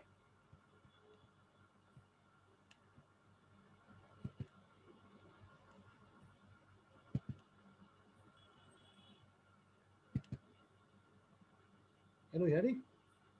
Yes, sir, we can hear you. ওকে, এই ভিডিও ক্লিপিংটা দেখে আপনারা নিশ্চয়ই বুঝতে পারলেন যে আমি বেসিক্যালি ক্যালকাটা বেসড নই, আমি বেসিক্যালি ফ্রম বহরমপুর, মুর্শিদাবাদ। ওকে, তো প্রায় 35 ইয়ার্স বিফোর আমরা এই কোম্পানিটা শুরু করেছিলাম বহরমপুর থেকে। তারপরে আমরা এটা কলকাতায় আমরা শিফট করি এবং কলকাতায় প্রায় আমরা 28 বছর ধরে কসবা ইন্ডাস্ট্রিয়াল এস্টেটে আমরা কাজ শুরু করেছিলাম। বেসিক্যালি এই কোম্পানিটা যখন শুরু হয়েছিল তখন ভারতবর্ষে মাত্র 3টে কোম্পানি কাজ শুরু করেছিল। এই 3টে কোম্পানি হচ্ছে সিইএল, বিএইচইএল এবং ভারত হেভি ইলেকট্রিক্যালস লিমিটেড। এই 3টে, ভারত হেভি ইলেকট্রিক্যালস লিমিটেড এবং REI, Rajasthan electronics and instrumentation limited, 3টেই গভর্নমেন্ট অর্গানাইজেশন। আমরা প্রথম প্রাইভেট অর্গানাইজেশন হিসাবে একটা স্মল স্কেল ইউনিট আমরা শুরু করেছিলাম মাত্র 10,000 টাকা ক্যাপিটাল নিয়ে। পরবর্তীকালে আমরা কলকাতায় আমরা শিফট যখন করি, কলকাতায় এসে আমরা কসবা ইন্ডাস্ট্রিয়াল এস্টেটে আমরা আমাদের প্রোডাক্টগুলো আস্তে আস্তে ম্যানুফ্যাকচারিং করা শুরু করি। আমি বেসিক্যালি যে স্লাইডগুলো দেখাতে চাইছি, এই স্লাইডগুলো দেখাতে চাইছি এই কারণে যে দেখা গেছে যে সোলার এনার্জি বলতে সাধারণত আমাদের এই কিছু light, fan, TV, street light এই ধরনের জিনিসই বোঝানো হয়, কিন্তু ব্যাপারটা ঠিক তা নয়। Solar energy is very vast subject. এর সোলার, ফটোভোল্টাইক, থার্মাল কী কী ধরনের ডিভাইস আমরা কাজ করি সেইটা নিয়ে আমি কিছু আমি জিনিস আপনাদেরকে শো করাতে চাইছি। এটা হচ্ছে আমাদের কসবা ইন্ডাস্ট্রিয়াল এস্টেটের প্রথম ইউনিট আমাদের এটা। Sir, your screen is not shared actually. Screen is not shared? No, sir. Kindly share your screen. Yes, sir. Please reshare the screen. Sir, there is a option at the bottom. Beside the mute start with participants, QA section, chat. After that, there is a green icon, share screen. And sir, you have to click it and you have to choose the screen that you want to share. You have to the option.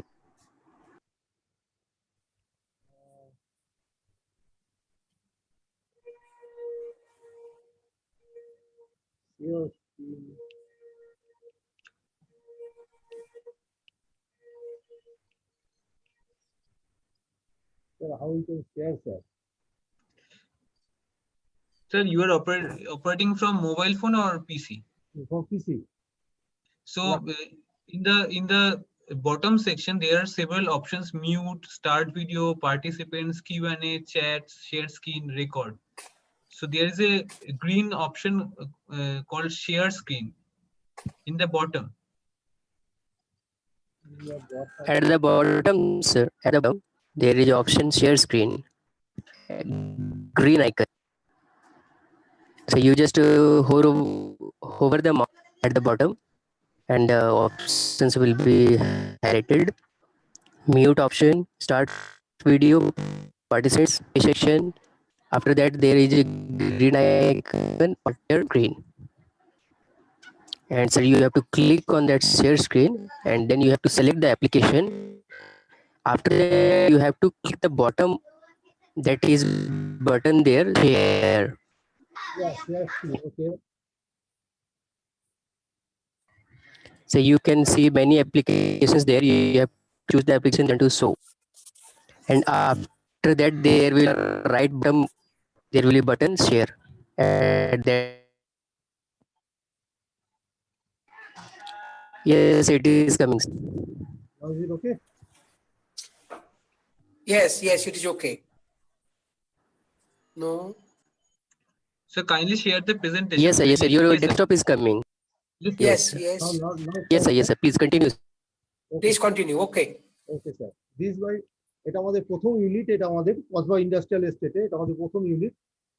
আমাদের এখানে space প্রবলেমের জন্য আমাদের ইউনিটের just অপোজিটে আমাদের আরেকটি unit আমরা তৈরি করি। This our second unit at Kasba industrial estate at Calcutta. এটা হচ্ছে আমাদের একটা north Bengal unit. North Bengal unit আমরা এই জন্য করেছিলাম যেহেতু আমরা যখন আমরা কাজটা শুরু করেছিলাম তখন আমাদের এই সাউথ বেঙ্গলের যে সমস্ত ক্লায়েন্ট আমাদের তারাই আমাদের এই বেনিফিটগুলো পেত, সোলার এনার্জি অ্যাপ্লিকেশনসগুলো পেত। কিন্তু নর্থ বেঙ্গলের জন্য গভর্নমেন্ট আমাদের অ্যাপ্রোচ করে যে নর্থ বেঙ্গলের জন্য কিছু করার, তখন আমরা নর্থ বেঙ্গলের গভর্নমেন্ট আমাদের এই ল্যান্ডটা দেয় ডাবগ্রাম ইন্ডাস্ট্রিয়াল এস্টেটে, এবং আমরা ডাবগ্রাম ইন্ডাস্ট্রিয়াল এস্টেটে আমরা এই সিস্টেমটা আমরা এই ফ্যাক্টরিটা আমরা শুরু করি। এটা আমাদের বিভিন্ন প্রোডাকশনের সময় বিভিন্ন সময়কার ছবি। এটা আমাদের এটা সোলার মডিউল দেখতে পাচ্ছেন, এখানে আমাদের সোলার ফুটজ, বিভিন্ন transformer winding, ferrite core winding, quality control, testing, এই সমস্ত জবগুলো আমরা এখানে করি। এটা একটা খুব ভালো স্লাইড। এটা হচ্ছে ইচিং এবং ল্যাপিং প্রসেস। এগুলো লেফট সাইডে যেটা দেখতে পাচ্ছেন এগুলো হচ্ছে সিলিকন ওয়েফার, বাট এই ওয়েফারগুলো রিজেক্টেড ওয়েফার হয়েছিল বিকজ এটা আইসি বানানোর সময় কোনো কারণে এটা রিজেক্ট হয়ে যায়, কারণ আমাদের এখানে ওয়েফার তৈরি হয় না। তো তার ফলে এই রিজেক্টেড ওয়েফারগুলো আগে এটা যেটা হতো সেটা হচ্ছে এটা ওয়েফারগুলো সিঙ্গাপুরে আসতো, সিঙ্গাপুরে ইচিং এবং ল্যাপিং হয়ে তারপরে ইন্ডিয়ায় আসতো এবং যারা সেল ম্যানুফ্যাকচারার তাদের কাছ থেকে যেত। আমরা ওয়েস্ট বেঙ্গলে ওয়েবেলের সঙ্গে আমরা একসঙ্গে আমরা ইচিং এবং ল্যাপিং প্ল্যান্ট আমরা এখানে বসাই এবং এই কালার্ড ওয়েফার গুলো থেকে ইচিং এবং ল্যাপিং গুলো করা হয়। যদিও সেই সময় সিলিকন ওয়েফারের থিকনেস অনেক বেশি ছিল, প্রায় 250 মাইক্রন মতন ছিল, এখন এটা কমে গিয়ে 180 মাইক্রনের মধ্যে চলে এসছে। তো আমরা এই সিলিকন ওয়েফার ইচিং এবং ল্যাপিং এর এই কাজগুলো আমরা করি। আমরা মেনলি আমরা solar photovoltaic, solar thermal, wind solar hybrid system, solar toys এগুলো নিয়ে কাজ করি। আর আমরা যেটা কাজ করি সেটা হচ্ছে কিছু ল্যাবরেটরি ইকুইপমেন্টস আমরা বানাই, রিনিউয়েবল এনার্জি ল্যাব ইকুইপমেন্টস আমরা বানাই। আর সেই সঙ্গে আমাদের কিছু ট্রেনিং প্রোগ্রাম আমাদের হয়। আমরা প্রায় ওয়েস্ট বেঙ্গলে প্রায় 64 কলেজের সঙ্গে আমাদের টাই আপ আছে, তারা তাদের উইন্টার বা সামার ট্রেনিং এগুলো আমাদের ফ্যাক্টরিতে করানো হয়। সেই সঙ্গে আমাদের গভর্নমেন্ট অফ ইন্ডিয়ার যে সূর্যামিত্র ট্রেনিং বা অন্যান্য যে সমস্ত গভর্নমেন্টের ট্রেনিং প্রোগ্রামগুলো আছে রিনিউয়েবল এনার্জির উপরে, সেইগুলো আমরা করে থাকি। আমি কিছু প্রোডাক্ট আমি সংক্ষেপে দেখানোর চেষ্টা করছি তাড়াতাড়ি। সেটা হচ্ছে আমরা শুরু করেছিলাম সোলার টর্চ দিয়ে প্রথমে, সেই জন্য এই স্লাইডটা রাখা হয় যে প্রত্যেকটি সেল দেখুন যেটা বললেন যে 0.5 ভোল্ট করে প্রত্যেকটা সেলকে সিরিজ কানেকশন করে তারপর সেটাকে ল্যামিনেট করা হয়। ল্যামিনেট করে যে টাইমে টর্চের ব্যাটারিকে চার্জ করা হয়, তো রাত্রিবেলা এটাকে আবার ডিটাচ অবস্থায় করে এটাকে আমরা টর্চ হিসেবে আমরা ব্যবহার করতে পারি। এটা হচ্ছে সোলার রোড স্টার্ট। আমরা রাস্তায় আমরা দেখতে পাই অনেক সময় যে রাস্তায় এই সমস্ত আলোগুলো ব্লিঙ্ক করছে, কিন্তু আমরা অনেকেই জানি না যে এটা কি করে এটা ব্লিঙ্ক করছে। এর বেসিক্যালি এর উপরে সোলার সেল এবং সোলার সেলের উপরে একটি টাফেন গ্লাস দেওয়া আছে। এর উপর দিয়ে 9 টনের গাড়ি গেলেও এই গ্লাসগুলো ভাঙে না। এর ভেতরে একটা রিচার্জেবল সেল রাখা আছে, যে টাইমে সোলার প্যানেল থেকে যে পাওয়ারটা জেনারেট করে সেটা ব্যাটারিকে চার্জ করে এবং রাত্রিবেলায় অটোমেটিক এই ব্লিঙ্কার গুলো ব্লিঙ্ক করতে থাকে। সোলার রোড স্টার, এটা সোলার বয়ার সিগন্যালিং সিস্টেম। সমুদ্রের মধ্যে যে ফরেন শিপ যেগুলো আসে সেগুলো এই বয়ার সিগন্যালকে ফলো করেই আসে তারা ওঠে, এবং সেই সময় এগুলো আগে ব্যাটারি দিয়ে চলতো এবং ব্যাটারিগুলো কিছুদিন অন্তর ডিসচার্জ হয়ে যেত। সেই জন্য আমরা পরবর্তীকালে সোলার প্যানেল দিয়ে আমরা ব্যাটারিকে চার্জ করি এবং সেখান থেকে আমরা এই সমস্ত বিঙ্কারগুলো ইউজ করি বা সিগন্যালগুলো ইউজ করি। এবং প্রথম আমরা ক্যালকাটা পোর্ট দিয়ে শুরু করেছিলাম। তার পরবর্তীকালে আমরা ক্যালকাটা পোর্টের পাশাপাশি আমরা বম্বের কাছে থানে পোর্ট, ব্যাঙ্গালোরের কাছে নিউ ব্যাঙ্গালোর পোর্ট, তারপর পারাদ্বীপ পোর্ট, এই সমস্ত পোর্টগুলোতে আমরা এই ধরনের আমরা সিগন্যালিং সিস্টেম আমরা ব্যবহার করি। সোলার স্ট্রিট লাইটিং সিস্টেম এটা খুবই পপুলার, কিন্তু সময়ের সঙ্গে সঙ্গে এগুলোকে আমরা আরো ডেভেলপ করেছি, মডিফাই করেছি। যে সোলার প্যানেল থেকে যেটা নিচে ব্যাটারি দেখছেন, এটা সোশ্যাল প্রবলেমের জন্য ওই ব্যাটারিগুলো অনেক সময় ফ্রি হয়ে যায়। সেই জন্য আমরা এখন lithium ferrophosphate battery LiPo4 battery আমরা ব্যবহার করছি এবং এলইডি স্ট্রিট লাইটিং এর ভেতরে। এবং তার ফলে সোলার প্যানেল থেকে সরাসরি কেবল এসে লুমিনারির মধ্যে চলে আসে। লুমিনারির মধ্যে ইলেকট্রনিক সার্কিট রাখা আছে, সেটা ব্যাটারিটাকে চার্জিংটাকে কন্ট্রোল করে। শুধু তাই নয়, এর সঙ্গে আমরা ডিমিং ফেসিলিটি এখন আমরা রাখি, যেটা হচ্ছে যে মিড নাইটে যখন ট্রাফিক কমে যায় রাস্তায় বা মানুষজন কমে যায়, তখন লাইটটাকে ফুল গ্লো করিয়ে ব্যাটারিটাকে ফুল না ডিসচার্জ করে আমরা এই ব্যাটারিটাকে যাতে কিছুটা আরো স্টোরেজ থাকে, সেই জন্য আফটার 4 hours or 5 hours এটা 50% or 40% এটা ডিমিং হয়ে যায়। লাইটটা ডিমিং হয়ে যায় এবং তাতে নন সানি ডেট আরো বেড়ে যায়। শুধু তাই নয়, আমরা এখন কিছু আমরা মোশন সেন্সর আমরা ইউজ করছি, যে কোনো অবজেক্ট যদি তার 30 মিটার রেডিয়াসের মধ্যে আসে তাহলে লাইটটা ফুল গ্লো করে যাবে। আবার যখন 30 মিটার রেডিয়াস থেকে সরে যাবে তখন কিন্তু লাইট আবার ডিমিং কন্ডিশনে চলে যাবে। এটা হচ্ছে সোলার গার্ডেন লাইট। অনেক সময় এটা রুফ গার্ডেনিং হিসাবে এটা ইউজ হয় বা পাথওয়ে লাইটিং হিসাবে এটা ইউজ হয়। সোলার হোম লাইটিং সিস্টেম এটা মানে বহুল প্রচলিত, এই জন্য বলছি কারণ এটা সারা ভারতবর্ষের এখনো পর্যন্ত প্রায় 20% ভিলেজ যে নন ইলেকট্রিফাইড হয়ে আছে, সেই সমস্ত জায়গায় কিন্তু এই হোম লাইটিং সিস্টেম ভীষণভাবে পপুলার। সোলার প্যানেল দেখবেন আপনি, ইভিন আপনি সাগর আইল্যান্ড চলে যান, দেখতে পাবেন যে গোটা 3টে বা 4টে বাড়ির পরে পরেই দেখতে পাবেন যে এরকম সোলার প্যানেল থেকে full charge controller battery charge হচ্ছে, ব্যাটারি চার্জ কন্ট্রোলতে লোডে চলে যাচ্ছে। এটা CFL দেখছেন, কম্প্যাক্ট প্ল্যান। এখন আমরা LED বাল্ব ইউজ করছি এবং নাম্বারস অফ লাইট তারা বাড়িতে ইউজ করতে পারে। এটা হচ্ছে প্রায়োরিটি সোলার কাম হাইব্রিড সিস্টেম। দেখেন যে মুনের যে সাইনটা দেখছেন, এই সময় যখন সানের সাইন দেখছেন তখন দেখুন দিনের বেলা এটা ব্যাটারির চার্জ হচ্ছে। যখন মুনের সাইন চলে আসছে এবং ব্যাটারিটা যদি পুরো চার্জ না হয়ে থাকে তখন কেবলমাত্র কনভেনশনাল পাওয়ার থেকে ব্যাটারিটাকে চার্জ করবে এবং রাত্রিবেলায় আপনার কনভেনশনাল যে সমস্ত আপনার লাইট ফ্যান বা আপনার যে সমস্ত ইনস্ট্রুমেন্টস আছে সেই ইনস্ট্রুমেন্টস গুলো আপনার ইউজ করতে পারবেন। সোলার ল্যান্টার্ন, রতন মন্ডল যেটা বলছিলেন যে সোলার ল্যান্টার্নের কথা, সোলার ল্যান্টার্ন আমরা LED এখন আমরা ব্যবহার করা শুরু করেছি এবং লেড অ্যাসিড ব্যাটারির পাশাপাশি আমরা লিথিয়াম ফেরোফসফেট ব্যাটারি আমরা বা লিথিয়াম আয়ন ব্যাটারি আমরা ইউজ করছি এখন সোলার ল্যান্টার্নের ক্ষেত্রে। সোলার মোবাইল চার্জার অনেক গ্রামে কাজ করতে গিয়ে আমরা দেখেছি যে সেখানে মোবাইলের টাওয়ার যায় কিন্তু সেখানে পাওয়ার যায় না, তার ফলে মানে কনভেনশনাল পাওয়ার যায় না। তার ফলে সেখানে আমরা এরকম সোলার প্যানেল ছোট ডেভেলপ করে সেখান থেকে আমরা এই মোবাইলগুলোকে আমরা চার্জিং এর আমরা ব্যবস্থা করে দিয়েছি। এটা হচ্ছে টিউবুলার সিস্টেমের ব্যাটারি। নর্মাল যে কনভেনশনাল যে ব্যাটারি থাকে তার থেকে একটু আলাদা।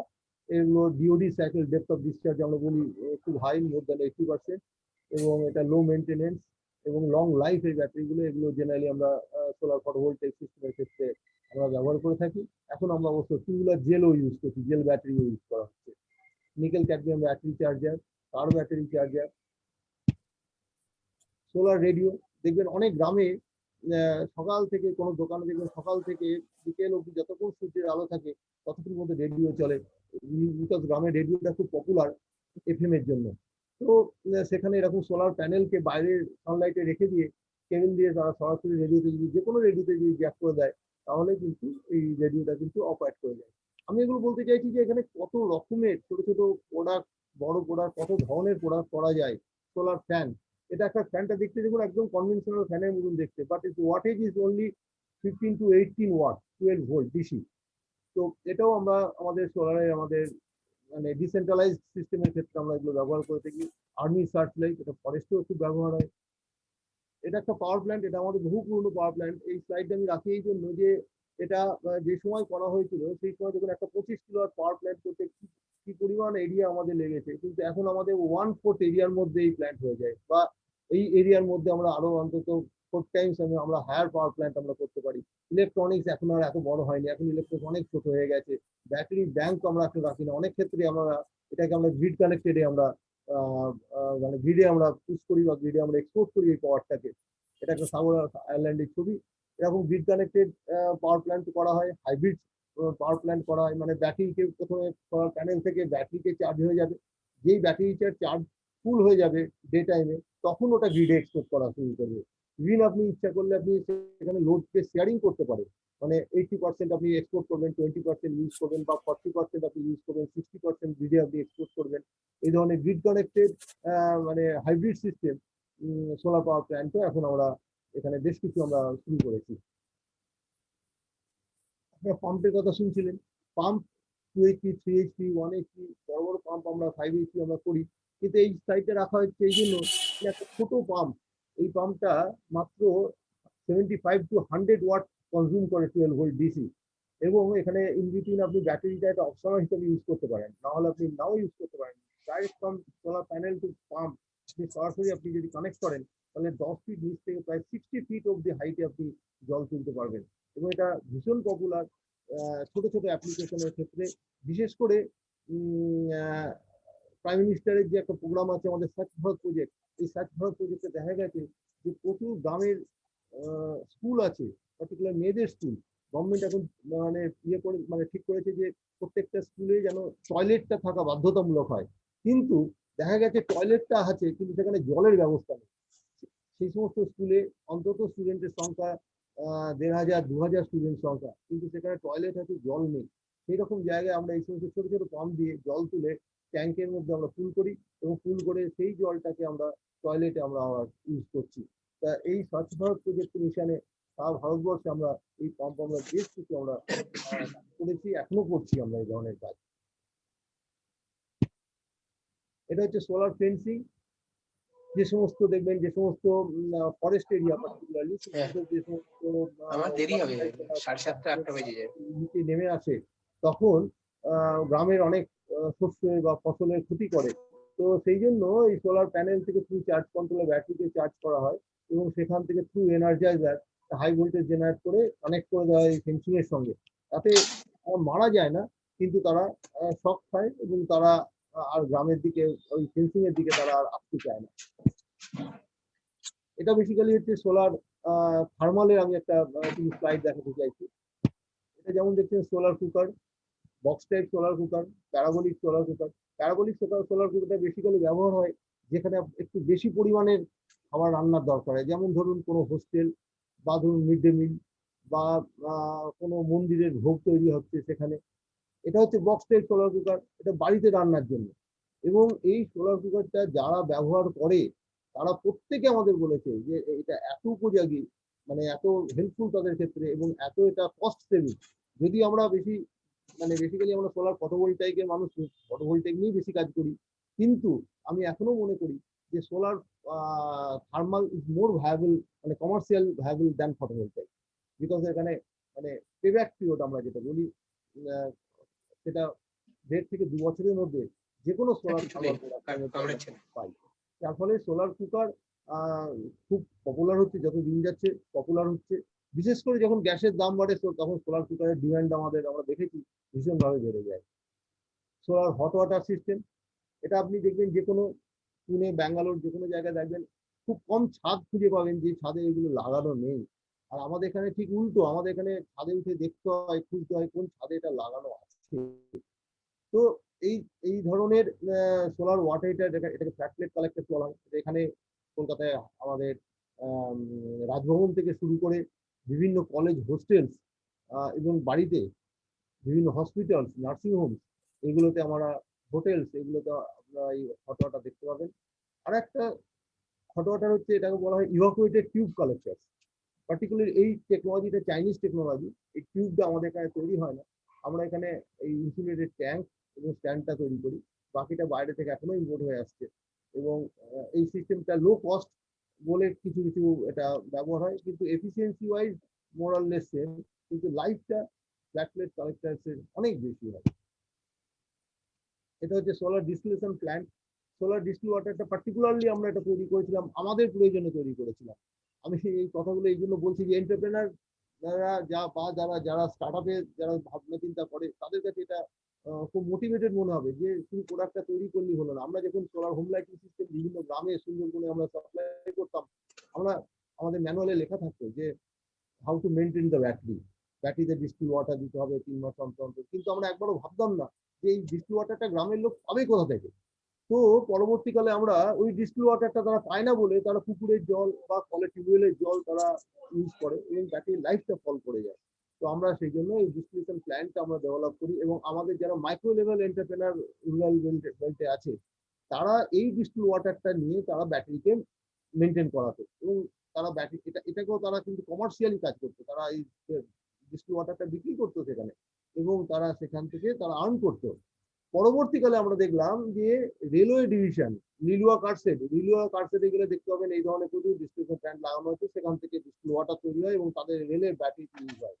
এবং ডিফেন্সে বর্ডার সিকিউরিটি ফোর্স যে সমস্ত বিওপি গুলো আছে নর্থ বেঙ্গলে, এই বর্ডার সিকিউরিটি ফোর্সের যে টেলিকমিউনিকেশন সেট আছে সেই টেলিকমিউনিকেশন সেটে তারা ব্যাটারিকে মেনটেন করার জন্য এই ডিস্ট্রিবিউশন প্ল্যান্ট ইউজ করছে।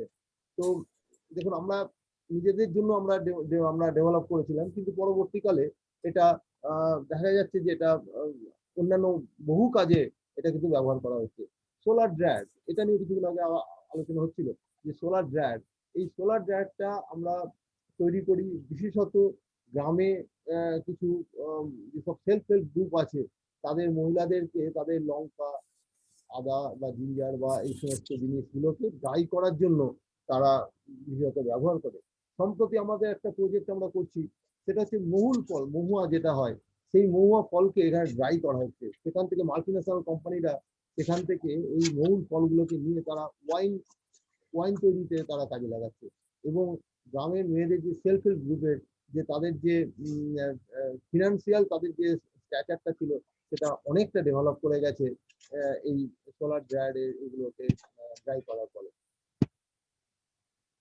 এটা আমি একটা দেখাচ্ছি আমাদের উইন্ড সোলার একটা হাইব্রিড সিস্টেম। এটা আমাদের বসানো হয়েছে শিলংয়ে। এটা একটা কাজ, এটা একটা 3.2 কিলোওয়াট উইন্ড দেখছেন, এখন দুটো উইন্ড বসানো হয়েছে এবং মাঝখানে সোলার প্ল্যান্ট আছে। এটা একটা অ্যানিওমিটার উইন্ড ভেলোসিটি মেজার করছে। এটা একটা টিউবুলার টাওয়ার, আমরা ল্যাটিক টাওয়ারের উপরেও আমরা প্রচুর কাজ করেছি, ল্যাটিক টাওয়ারের উপর উইন্ড বা টিউবুলার টাওয়ারের উপর উইন্ড। মাঝখানে সোলার ফটোভোল্টাইক পাওয়ার প্ল্যান্ট, এটা হচ্ছে আমাদের কন্ট্রোল রুম। দুটো পাহাড়ের মধ্যে একটা পকেট তৈরি হয়ে গেছে, সেই পকেট থেকে যে উইন্ডটা আসছে সেইটা দিয়েই কিন্তু এই ইয়েটা আপনার উইন্ডটা চলছে।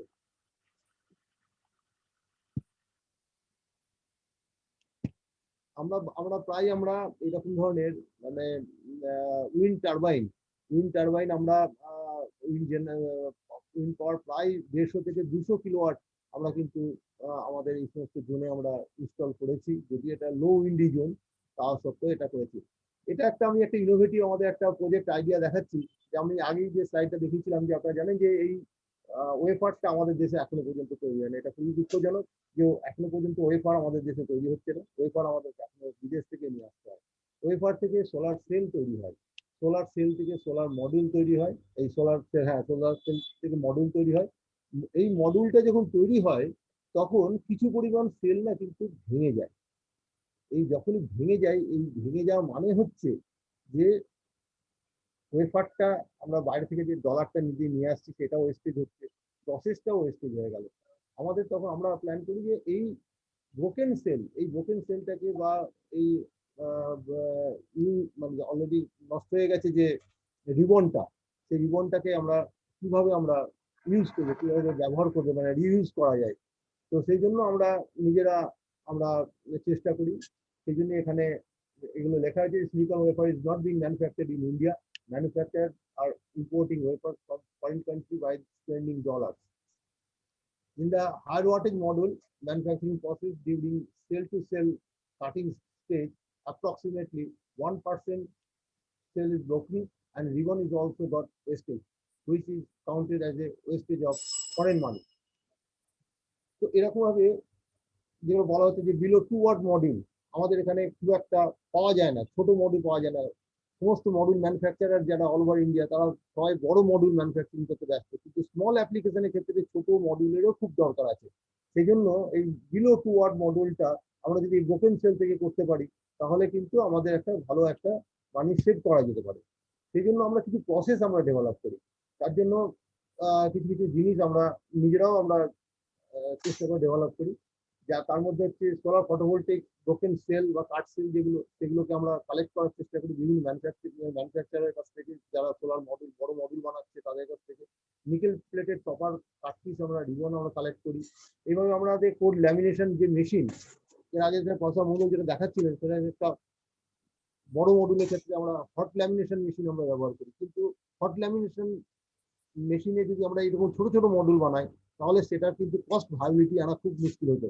সেই জন্য আমরা চেষ্টা করেছিলাম প্রথমে, কিন্তু দেখলাম সেটা কস্ট ভায়াবিলিটি আসছে না। সেই জন্য আমরা নিজেরা কোল্ড ল্যামিনেশন টেকনোলজি ডেভেলপ করি, নিজেরা আমরা কিউরিং ওভেন আমরা ডেভেলপ করি, এবং আমরা ছোট মডিউল ম্যানুফ্যাকচারিং এর আমরা চেষ্টা করেছিলাম। এবং সেই ছোট মডিউলগুলো আমরা গভর্নমেন্ট অফ ইন্ডিয়া টেস্ট ল্যাবরেটরিতে আমরা দিয়েছি, এবং সেইখান থেকে আমরা স্যাটিসফ্যাক্টরি পারফরমেন্স আমরা সার্টিফিকেট আমরা পাই।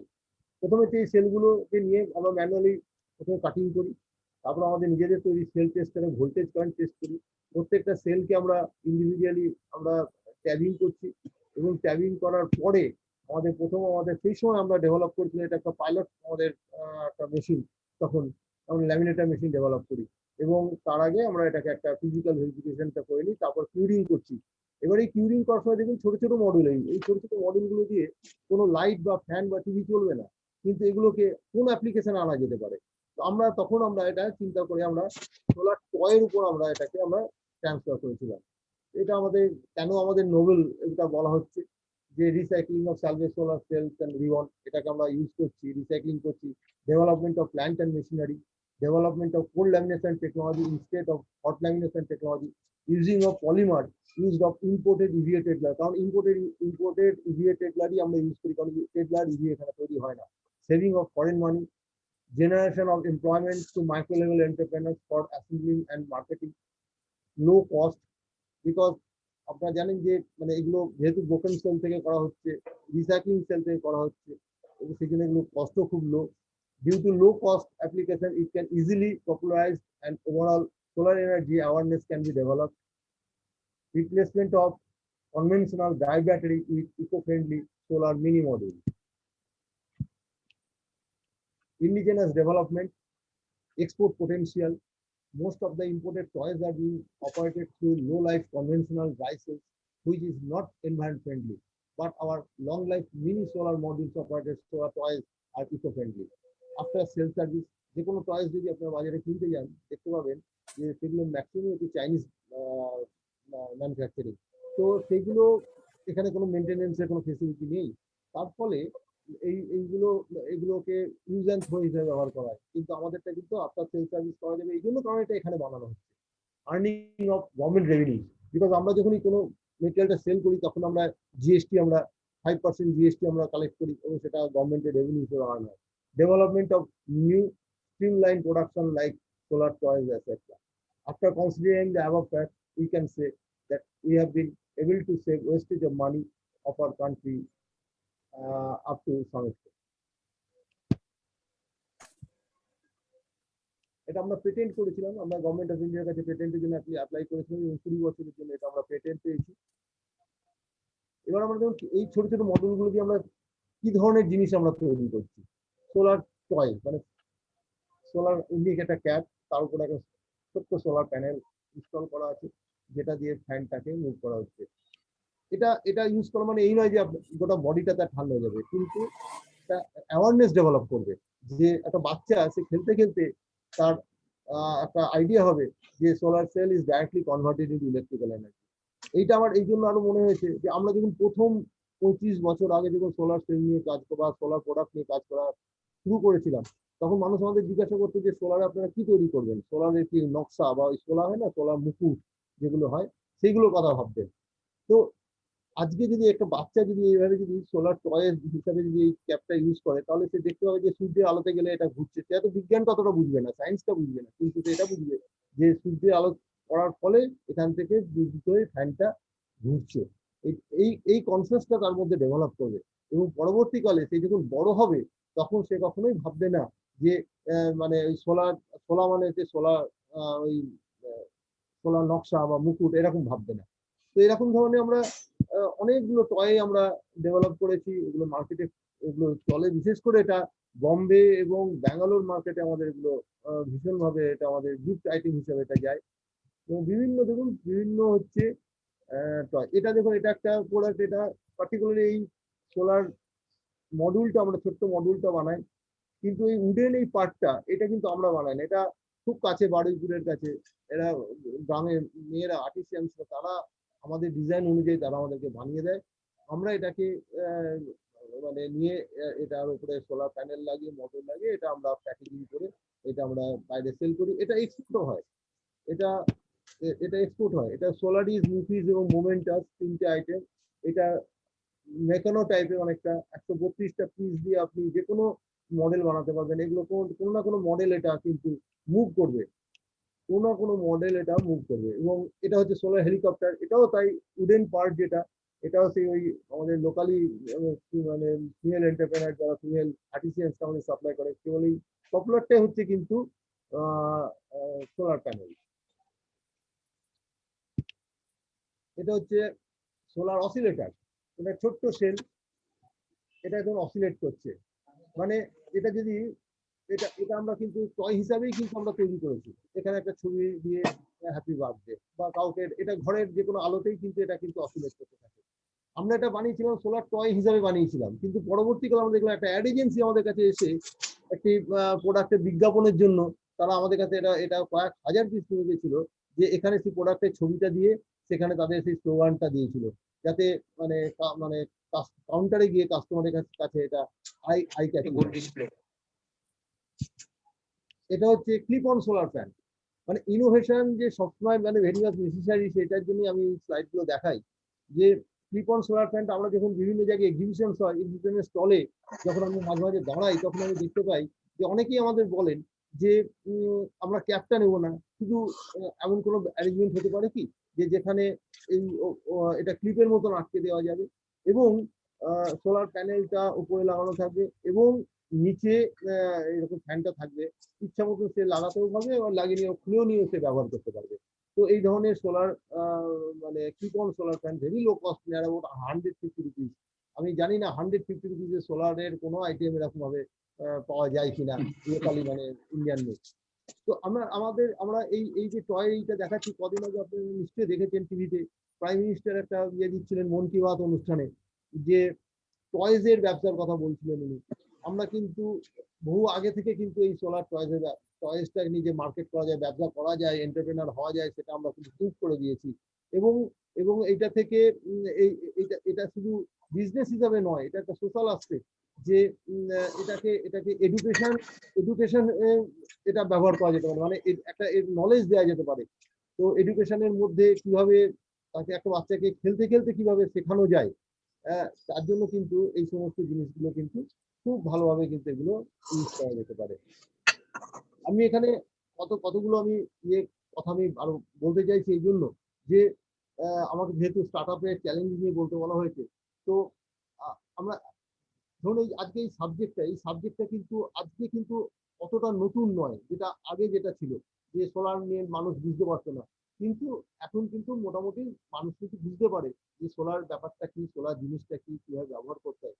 কিন্তু এটার কিন্তু অ্যাওয়ারনেসটা আরো বেশি করে দরকার। অনেক মানুষই এখনো জানে না যে এটা কিন্তু স্টার্টআপের কাছে কিন্তু একটা চ্যালেঞ্জ কিন্তু হতে পারে, যে সোলারের ফটোভোল্টাইকটা কোনটা, থার্মালটা কোনটা। অনেক মানুষ আমাদের প্রশ্ন করে, আমি একটা বাড়িতে সোলার লাইট ইনস্টল করবো, সেটা দিয়ে আমি লাইটও জ্বালাবো, আবার আমি জল গরমও করবো বা কুকারের কাজও করবো।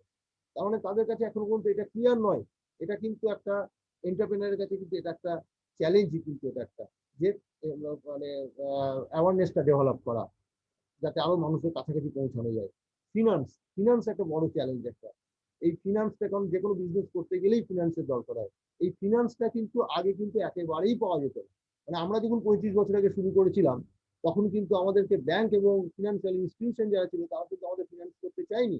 তার কারণ তাদের কাছে ছিল যে এটা নন ভায়াবল প্রজেক্ট, টেকনিক্যালি ভায়াবল হতে পারে কিন্তু কমার্শিয়ালি ইজ নট ভায়াবল, সেই জন্য তারা ফিনান্স দিচ্ছে না। Hello, hello, sir, sorry, if you can use a little bit English because mates from foreign. Little bit. Sir, if you can English, it will be better, sir, because many participants are from foreign. Many participants I can, yeah. Sir, Sir, many actually, participants are from foreign, sir. So if you can use a little bit English, it will be better, sir. Okay. Okay.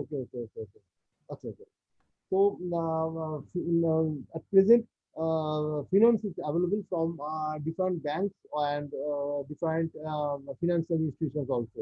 Technology is a big challenge, but technology is now easily available.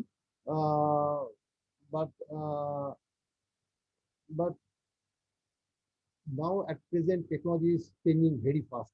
So this is the another challenge for startup organizations. Marketing. Previously, marketing is only through state nodal agency, government state nodal agency.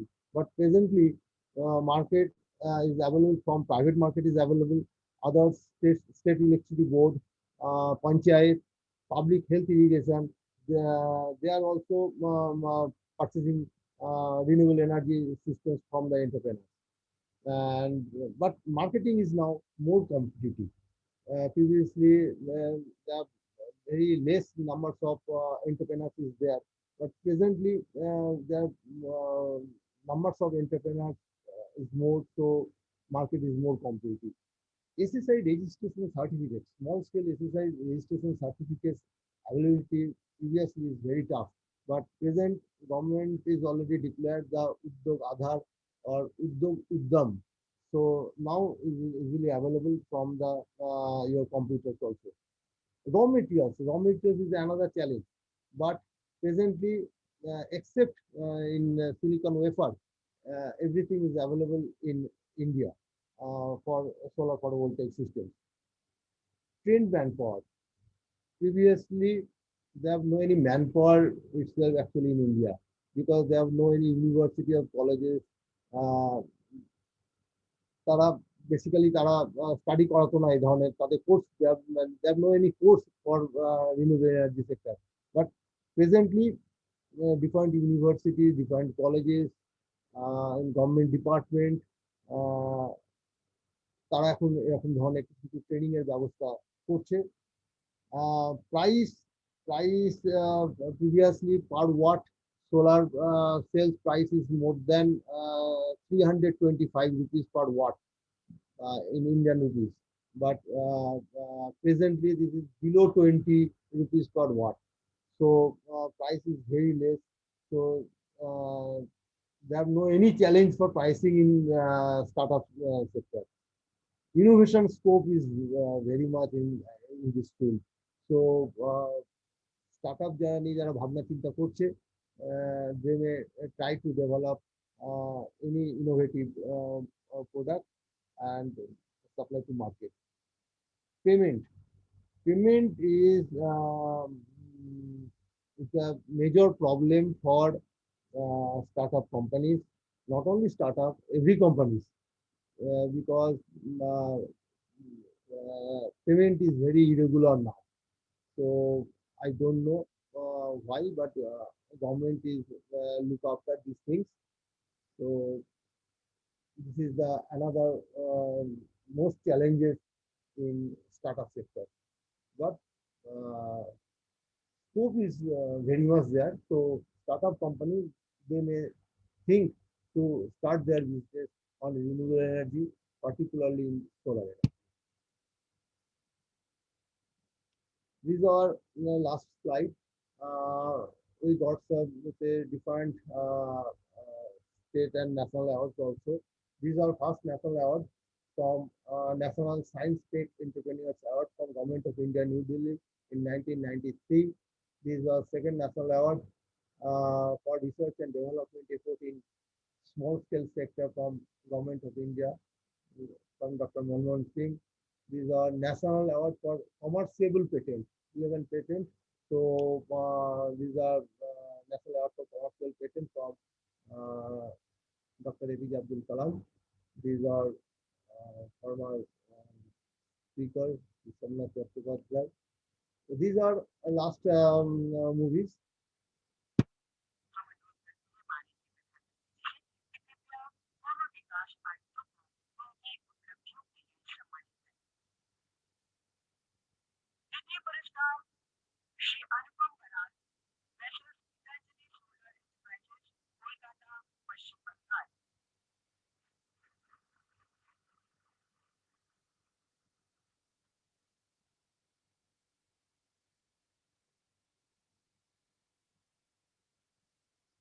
Thank you.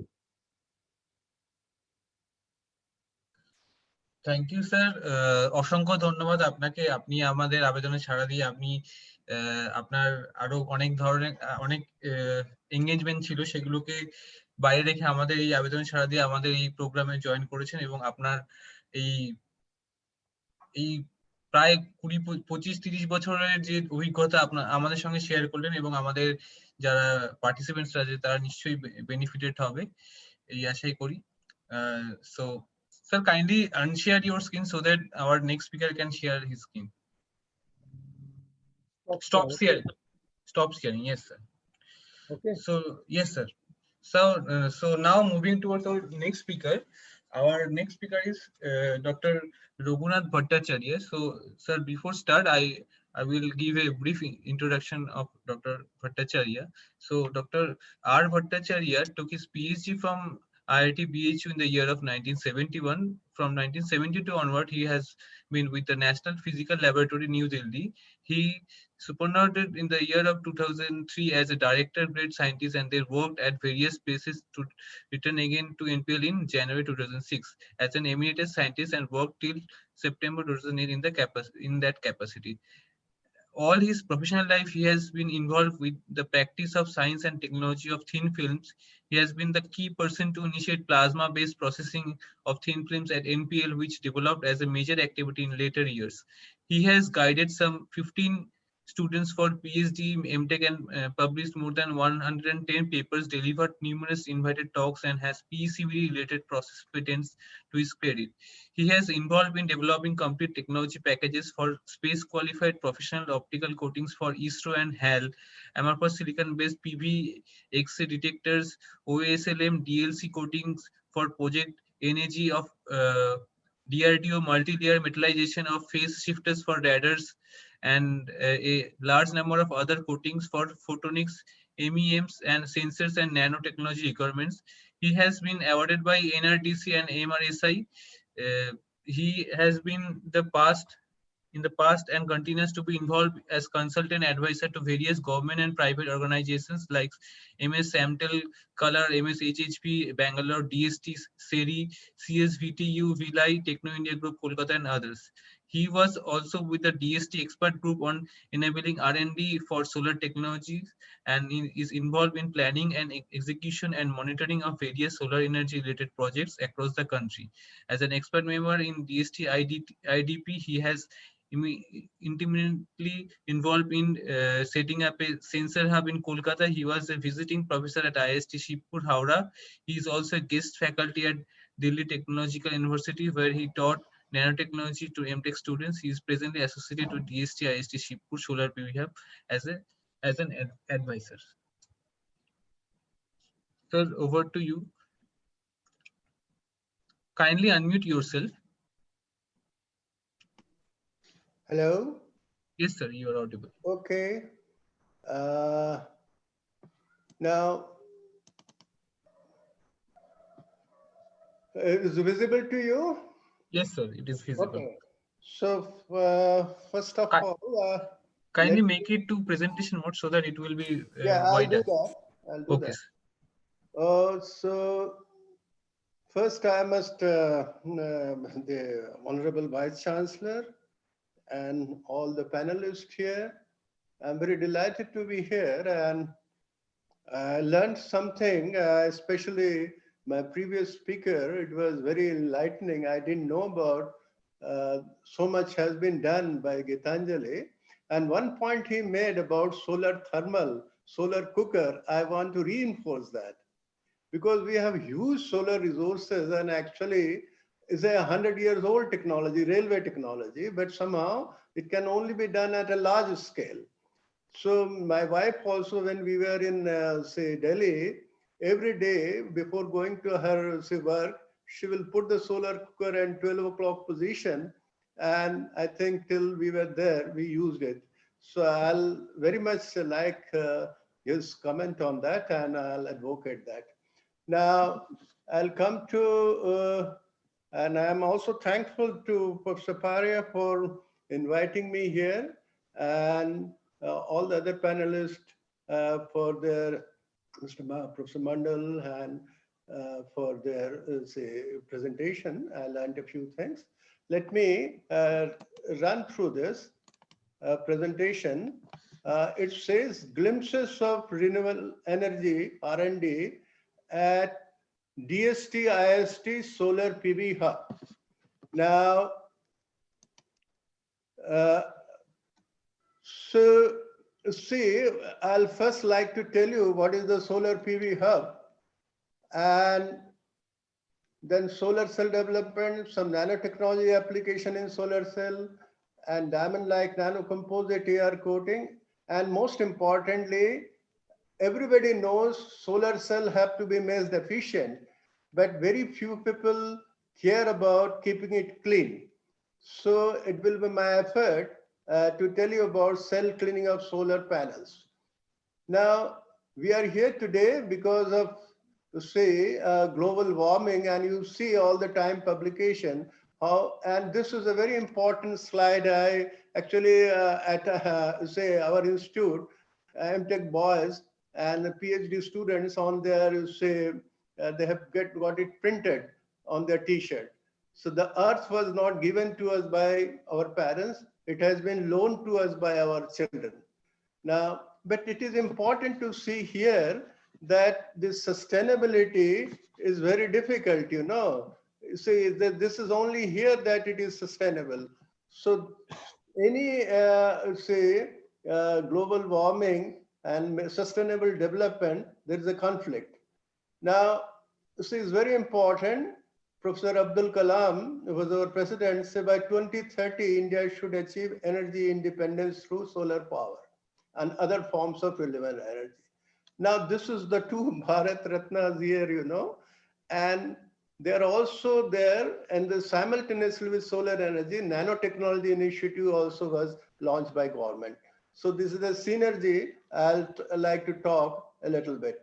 Now, this is our thrust area in solar PV hub. As you see, solar radiation resources, VV system and microgrid, solar PV cell, energy materials, biogas, sensor, and energy storage. And we have this 5 laboratories, you know, spread over the campus. Everybody is welcome to come and visit us. And it is a national resource. It is a solar hub. It is meant for all the people to use it. Now, you see, this was inaugurated by Professor Katotkar, and this gentleman here has been also an entrepreneur. He is the chairman of Agni Solar, which is another successful, say, enterprise. Is a 50 crore business today, and he started this thing about 25 years back with one of his PhD students. So this is where the hub was created, and now, see, after that, I want to emphasize that this model, hub model, has been also been replicated in IIT Madras. And you see, there are 3, the water and solar, both missions are there. Wastewater, thermal desalination is very important. We can desalinate water using thermal energy, solar thermal energy. And this has been done with completely indigenous, you see, solar, you see, thermal unit, and this has been rewarded. Solar KG group in Coimbatore, they did it. Now, DST ISC energy storage platform are also there for batteries, solar capacitor, and you see there are so many institutes. IIT Madras is also there, IIT Hyderabad, Sikri, and Pondicherry University, and some industries. So this is the model now that this we started at when I was a say consultant to DST, this I conceived. Now this is the model that intense research in all the three say areas of solar energy in different way. So these are the few our objectives. I won't go into detail. Now this is a three-tier, emphasis first achieving baseline efficiencies for any type of solar cell. Actually, when we started this, no silicon solar cell were made in any university or silicon or most of the laboratories also, we didn't have a technology. NPL was the leader at one time, but it has all closed down. So we said we will start a solar, say, now these are in the hub, these are our members, you see, and these are the industries. So quite a large number, and it has enhanced. Now we have created many facilities here, you see. Now the complete facility, I won't go into the detail, but this is in the website also, and I have given you a soft copy of the brochure, which I'll hope Professor Paria will share with you. Now, we have also this, say, power, say in the power, say, sector area, and labs for CO2 sequestration, battery, and supercapacitor. So we have a very advanced solar cell characterization facilities, better than any, say, industries in India, and many industries in India come to us for using these facilities. So this is also available to you people. This is a facility which is only available at our place. It is known as, say, surface conformal imprint lithography. We can imprint nano, say, structures on solar cell, and that way enhancing is, say, so these were our, say, deliverables in the first phase.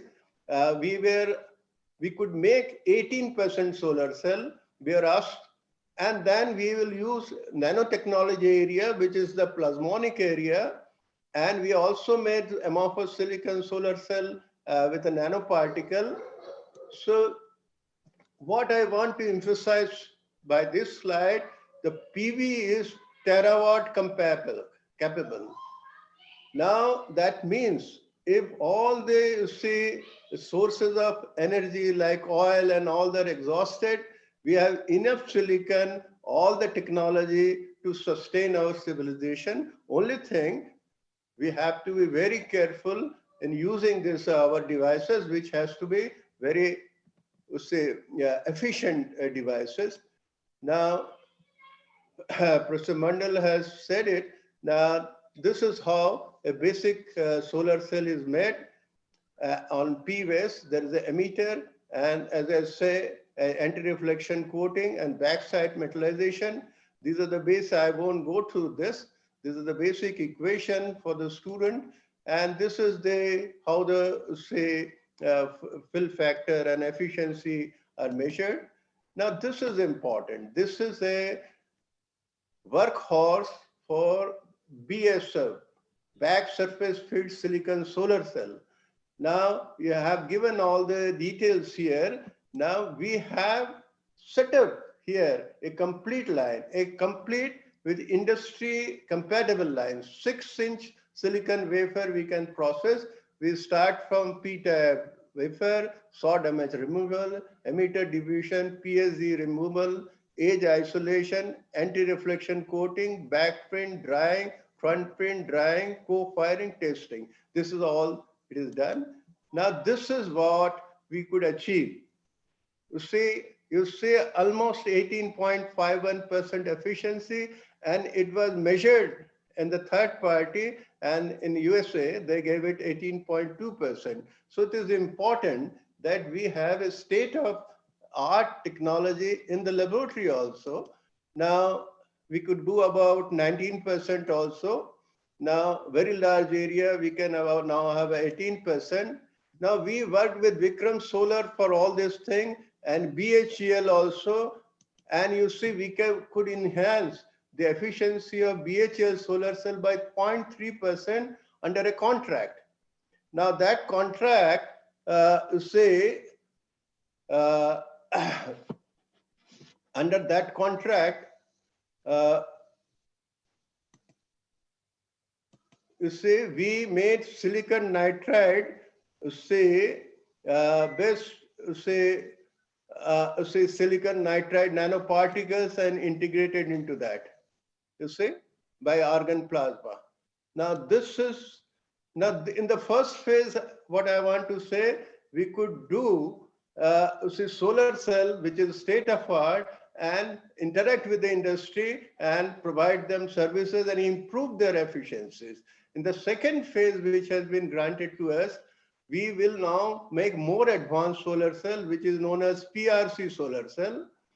And this is our reliability exploratory thin film solar cell devised through R&D self-cleaning solar panel.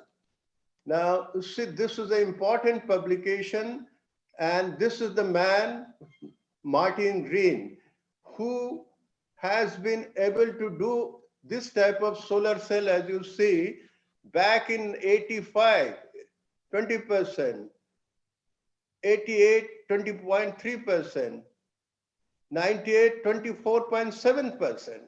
But these were not produced because the idea was that, okay, you have a technology, but it is not industrially viable. But now it is become viable. And this type of solar cell are being in between. Sanyo produced 25.6% HIT solar cell. I won't go to the detail. It is both silicon and amorphous silicon cell put together in a way.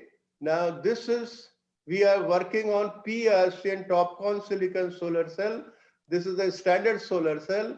And now PRC solar cell, we open through laser these windows and put additional passivation layer. So this is we have to use laser rear sights. This is the standard VSF solar cell.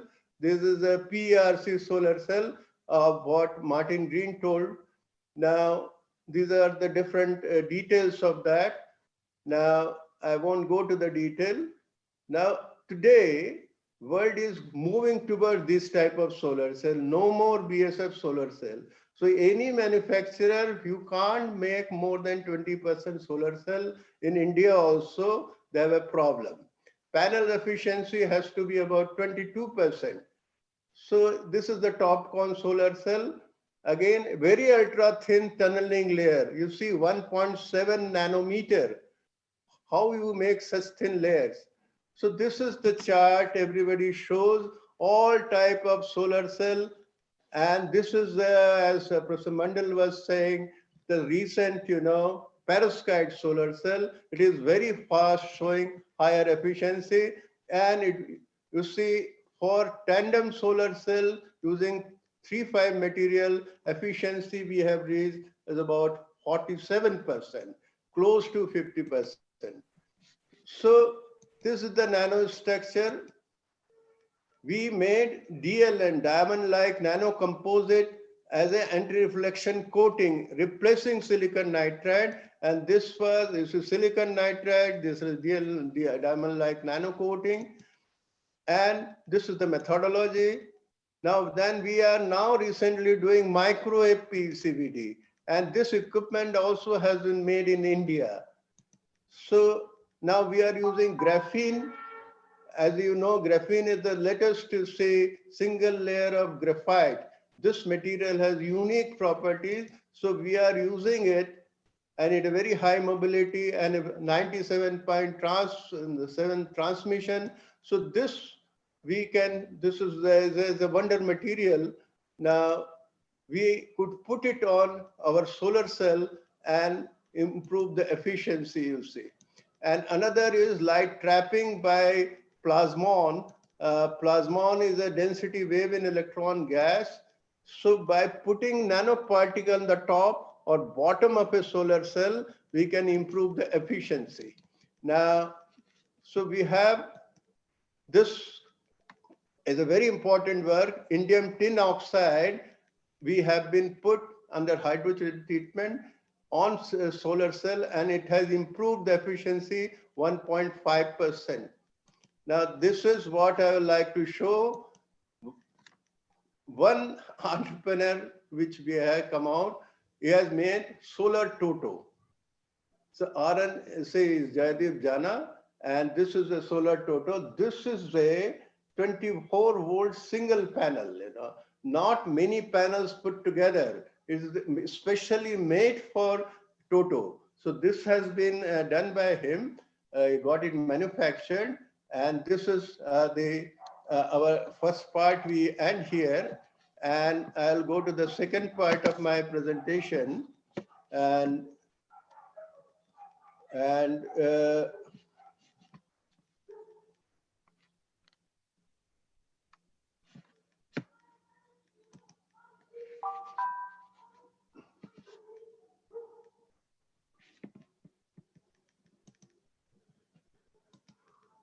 now,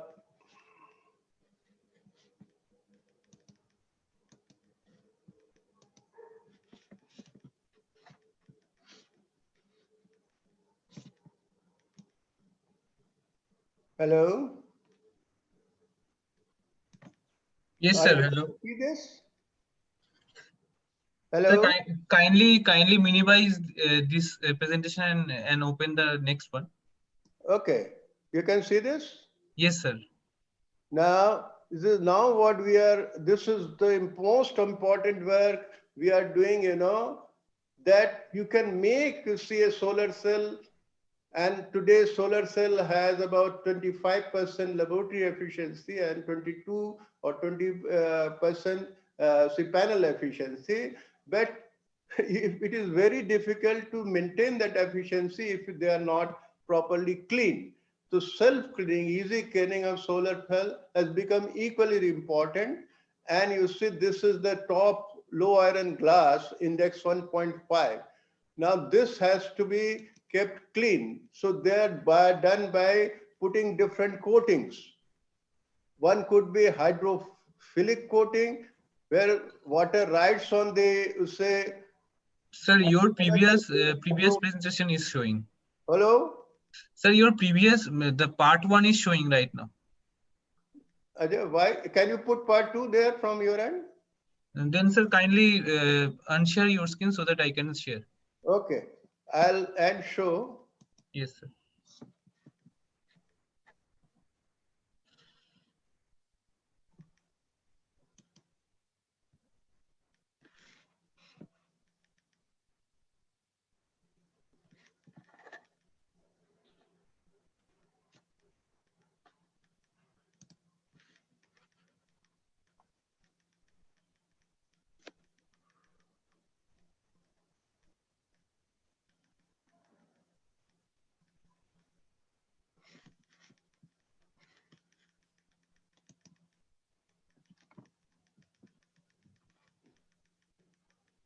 Okay.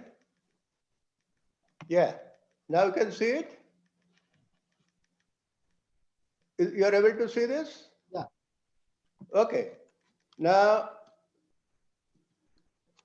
next. Okay, so this is the solar top glass, which has index 1.5. Now, this has to be kept clean. Next. Next. So, by putting a coating, which could be either hydrophilic, which means contact angle is less than 10, or it could be hydrophobic, means it rolls the water and contact angle is high. Now, these type of coatings are put by different means. Next. Next. See, this is a very important, however, see, Titan has come recently, because everybody is putting mask these days due to COVID, and you will see that when you exhale, your lens becomes clouded, you can't see it. So it has the left lens has, they have put a coating, self-cleaning coating. So this is now being available as a item, and this has this type of coating are put on solar cell. Next. So they can nanostructured coating N-key solar. Next. Next. So JST solar also has good surface structure glass is modified by nanostructure. Next. Next. Engli. This is also, they have got another hydrophobic coating, which is contact angle. The water makes droplets and takes the dirt with it and rolls down. Next. Now, see, it can be cleaned by seawater. That's one important. And these are, you see, Chinese company, but the know-how is from USA, University of Houston. So there is a lot of knowledge our universities can generate. That's what I'm next. Now, this is University of North South Wales.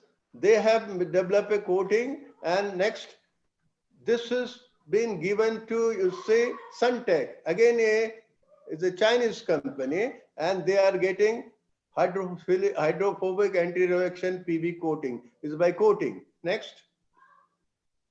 Now, next. Now, this is what we have done. This is our research work. Now, what we have done next. Next. Now, we have, vanadium, some sol gel coating we put, and it is TiO2 on the top. TiO2 is photocatalytic. So when it will react with the dust, you see, dust reacts with the sunlight and in the UV and breaks the dust, and whenever there is a water, it cleans the dust. This is a self-cleaning work. And next, this is our most important work, using a unique technique for molecular self-assembly. It's again a nanotechnology based. Next. So we made this, it will appear to you whether it is a lithography, but it is not lithography. It uses a particular block copolymer to make this type of, is all chemical method. And we have been able to reduce the refractive index of the top layer to less than glass. So it is anti-reflecting. If we only put TiO2 without this type of structure, it will reflect more, say, light. So the transmission will reduce. So next. Next. So inspired by this work, what we did next. So we use this. There's the important paper, non-ethylographic block coal point director, self-assemble, plasma treated, self-cleaning, transparent coating. So this is a paper which we are very happy to tell you next. See, the transparent and transparency is as high. Glass transparency is 92, it is 95. And the contact angle is, you see, 5 degrees. And it has a high, you see, hardness also. Next. So this is, we have, you see, this is something, is a complete unique, is a completely porous structure. And you see the transmission is about 95%. And with plasma, this is again, we have sol gel chemistry, plasma chemistry we have put together. And by using plasma chemistry and sol gel, we can reduce the contact angle to almost 2-3 degrees. Next. Now, this is the same way of cleaning as I explained. Next. Now, this work, as you see, has been very well received throughout the world. And it is a US publication. The Current Science is our publication. They have especially highlighted this work. Now, with CGCRI in Calcutta, we under a DST project will like to take it further. So this is something I want to tell you, that completely indigenous R&D, we can improve the solar cell efficiency by say nanostructure. We can also put in nanostructure, we can make it very good self-cleaning. Next. Now, this is something very new we are doing, electrodynamic screen. waterless cleaning of solar panel where there is no water, like near the desert and near, say, Rajasthan, and there is very little water and no water to clean panels. So what do you do? So next. So this is something inspired by our patent work in silent dust creating. So this gave me the idea. Next. So this is, you see, Boston University. You see, this is a Bengali gentleman who's in Malay Mazumdar. He is in the, see what they have done, you know, on solar panel, on the solar cell, they have put transparent conducting line arrays, and using the solar power from the same panel, converting into high voltage, they have put high voltage pulse on that. Now what happens? This is the way dust is, say, faces electrostatic force, and at certain frequency, it is lifted and it can be taken out. Next. So this is how it is. Next. Now this is, and for 3-phase, you can put it in 3-phase also. It's quite complicated. So you get a single phase operation, 3-phase operation. Next. Now this is how it is. Dust is, see, moves from in 3-phase, 1-phase to next phase to next phase and taken out. There's 2 dielectric and is a glass substrate on which this is a cross section of EDS. Next. Now, please show the, you say, yeah, you see, watch. There's so much dust here, and watch for a second. This all goes out. Okay, thank you for your patience, and I'll be happy to answer your question. Okay. Thank you, sir, for your informative and new and giving us a new technology aspect. And sir, we will take the question at the end. Okay. We have one more speaker. Okay. So thank you very much. Thank you very much, sir. So our next speaker is Professor Devashish De. Professor Devashish De is the Director of School of Computational Science of Maulana Abul Kalam Azad University of Technology, West Bengal. Sir will talk about the IoT and AI application for renewable energy. Sir, over to you.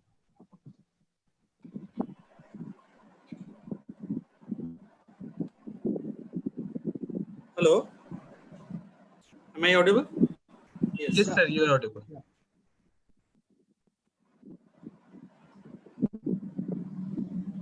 Good evening, everybody.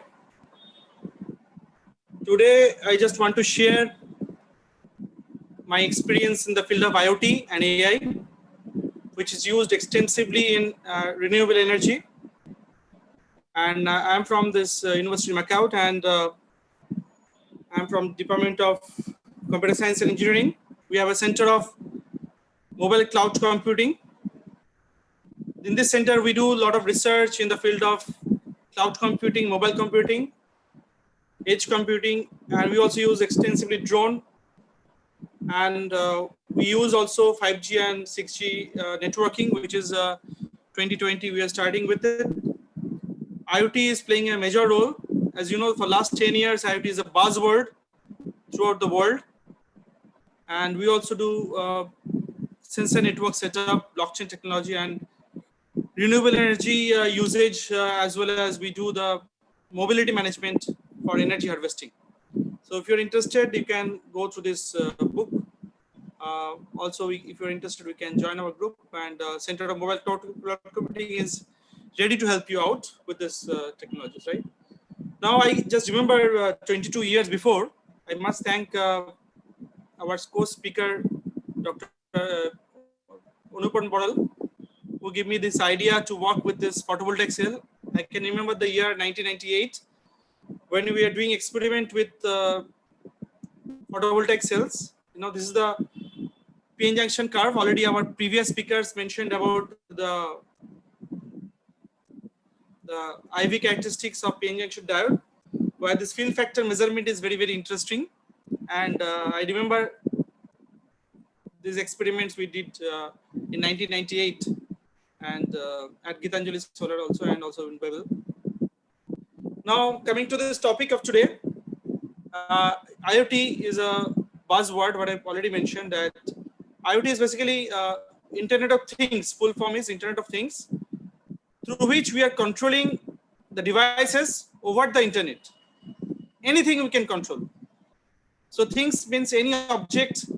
It can be photovoltaic cell, it can be a mobile phone, it can be a laptop, it can be a car, it can be refrigerator, anything around the world we can connect, and we can actually combine this technology and to form this Internet of Things, or sometimes we call it Internet of Everything, where each and everything can be controlled and can be monitored by using this IoT platform. IoT is basically a low power application where all the devices which is in our hand or around us, which consumes lower power, that can be connected to internet, to the cloud. So this IoT in the field of energy is called IoE, or Internet of Energy, where you can see this workflow is given. We see this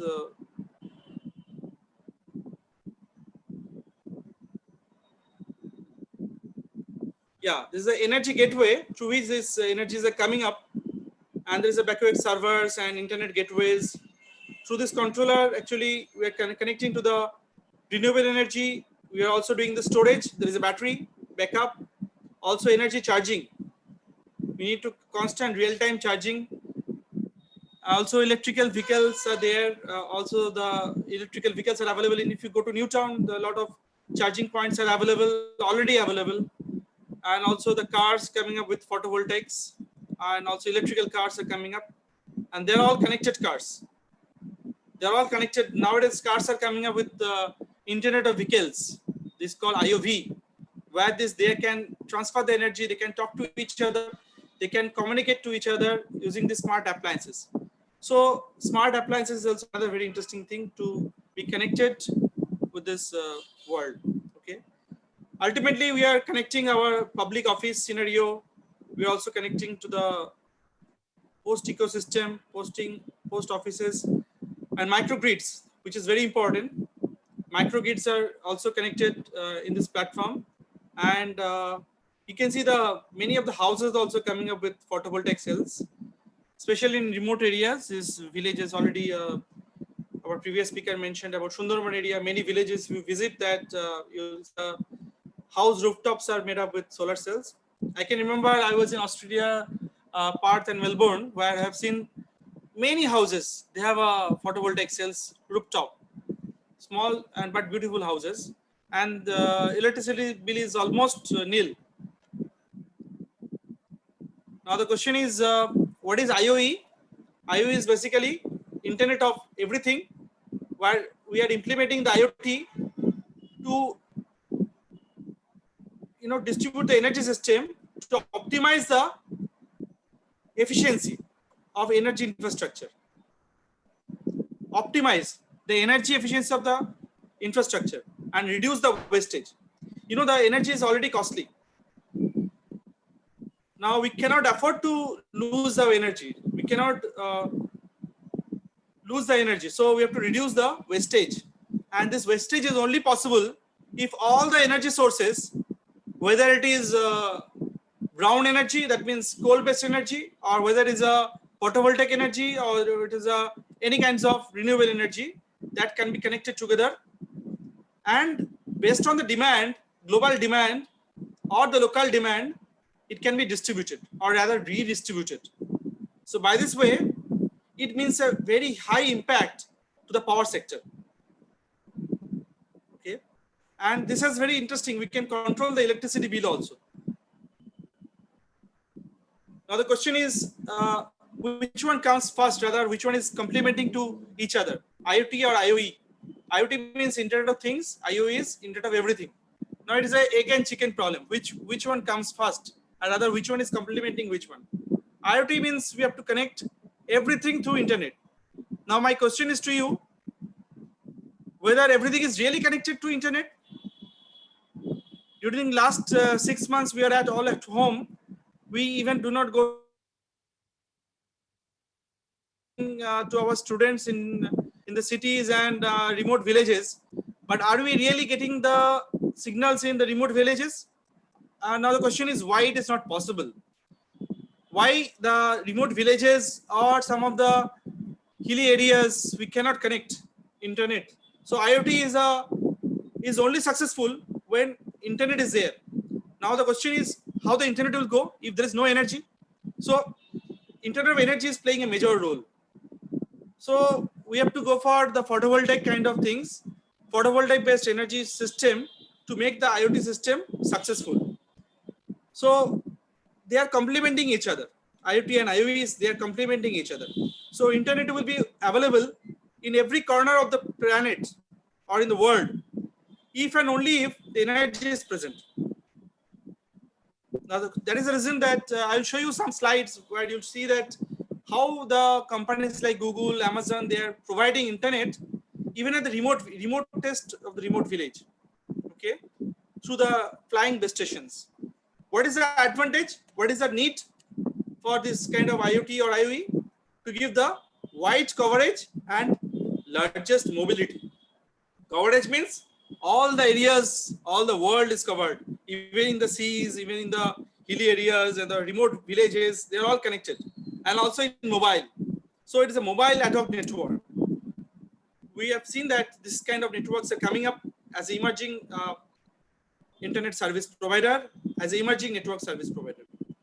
So these are the key takeaways, that we have to use the energy in a proper manner, in an automated manner, to give the actual parameters to the producer, how much actual budget, energy budget, how much budget is required, how much production is required. We can predict it from the history, right? Similarly, IoE also gives the least amount of energy, least wastage of energy. Wastage is very, very important point. We cannot afford to waste. You know, already last 2-3 months, you know, the CSC bill is giving a lot of chaos, right? Where even they don't have idea how much electricity bill is consumed. But if it is by IoE, they can easily monitor all the electricity bills sitting at their own office. They do not need to send the manual people to measure the electricity at everyone's home. If it is IoE based, you know, we can give electricity bill without manpower. That manpower can be utilized in other way. So there are a lot of benefit of IoE to reduce the wastage and the cost. If wastage is cost, we can reduce the cost by reducing this kind of unwanted wastage of energy. Already our previous speakers, for last 3-4 speakers already mentioned various appliances we are connecting to each other, to home buildings, to power grids, to internet, to renewable energy, to street light, even to the smart cars or smart appliances, refrigerators. So everything is connected in the 4G, 5G domain. The 5G is also coming. So we are all connected to the Internet of Energy, and through which we are getting how much energy is consumed by everything which is around us. All the data are ultimately going to the cloud through this internet platform. And we are having a power budget, country-wise power budget. We can have a power budget local, say Kolkata-wise power budget, or even Dum or airport. You know, we can go for localization also. Global and local budget. Accordingly, the distribution system will work. And this is only possible when the marriage between IoT and the energy will happen successfully. Then only we can go for this Internet of Everything products. Now, this is a very interesting and alarming slide, which is available, that you can see that, you know, this is the energy consumption. I think this slide is 2014 slide. China has a largest consumption of electricity because of their manufacturing firms. Then after that, US, and third is IT sector. Can you believe it? before, fourth is Russia, fifth is Japan, sixth is India. So IT sector, that means ICT, Internet and Communication Technology sector, is consuming the third highest power consumption around the world. So this is our job, to reduce the energy. So we have to design certain procedures, certain algorithms, and to reduce this energy consumption by the power sectors. Even the servers, the cloud servers, which is consuming a lot of power. Do you think you're using Facebook or WhatsApp or LinkedIn or any kinds of social networks? All your data, you're putting all the photographs here. Basically, they're all garbage, and this garbage are stored in the database for a long time, 10 years, 20 years, 30 years time. So that requires a lot of power. So IT sector is the third highest power consumption, and this is our term, rather our aim to reduce it further below by rather replacing it by the renewable energy. Already our previous speakers already mentioned we are in 2020, where you can see this is the 2020 graph, and you can see the network wired and wireless is growing like anything. Oh my God, just see the projection, it is exponentially increasing. So if you go for this, try to imagine the graph I have shown you, maybe it will cross US, it may cross even China also. So power ICT sector will be the highest power consuming sector in the field of energy. So that will cause a lot of carbon footprint. That will cause a lot of heating effects. That will cause a lot of disease, indirect disease. So we have to do something. That is the reason we have to connect to this IoT platform. Last 4 or 5 years, the companies like Google, Amazon, Microsoft, Facebook, they are all connecting to this solar energies, right? For this, they are IoT. They're all called IoT giants also. Okay. For example, you can see the Google, the top. Google, everyone use Google. So Google, they use solar cell like this yellow part, and this rest blue section is by wind energy. Similarly, Amazon, even Amazon, I can show you there is a village, not one village, multiple villages they have captured. They are generating wind energy farm. They are also IT sector, but they also have their wind energy farm to minimize their operational cost, because operational cost of this energy is very, very high. So these companies are using these photovoltaic energies and solar energies and wind energies in a long, in a big fashion, so that everyone can reduce its complexity. Now, in terms of data structure, those who are from computer science, they understand we talk about 2 types of complexity in our system. One is called time complexity, another one is known as space complexity. Now, this is the third term is coming up. For last 10 years, or rather, this term is also known as green energy complexity, or rather green energy. We have to go for energy minimization algorithm. We have to define, what is called Kumbhakarna algorithm. That means how to reduce. Kumbhakarna sleeps for a long time. So when it is required, then you wake. Otherwise, you go for sleep. So energy complexity is very, very important. We cannot go for only time and space. Energy is another very important parameter coming in a big way to solve this problem. So IoT sector also, when you're talking about IoT, energy is very, very important, because all the IoT devices are energy constrained device. They're basically the sensors, and sensors uses battery, and the battery life is limited. So for this reason, this energy complexity is playing a major role in the design of the photovoltaic industry, and while the taking of this IoT series. So we have to develop the IoT devices with this kind of energy harvesting modules or energy harvesting ICs, which has a photovoltaic or other energy development, rather energy generation units. Okay, so this is very important. Energy complexity. This is a very important term called energy complexity. Now the term is called migration. we migrate from one place to other place. You know, I've shown in the picture of migration of birds. Why the birds migrate? They migrate for stability, they migrate for the food, they migrate for better living. Even also human being, we migrate from one company to another company for better jobs, better location, and better salary. So similarly, migration of load is very, very important, which is also known as load balancing.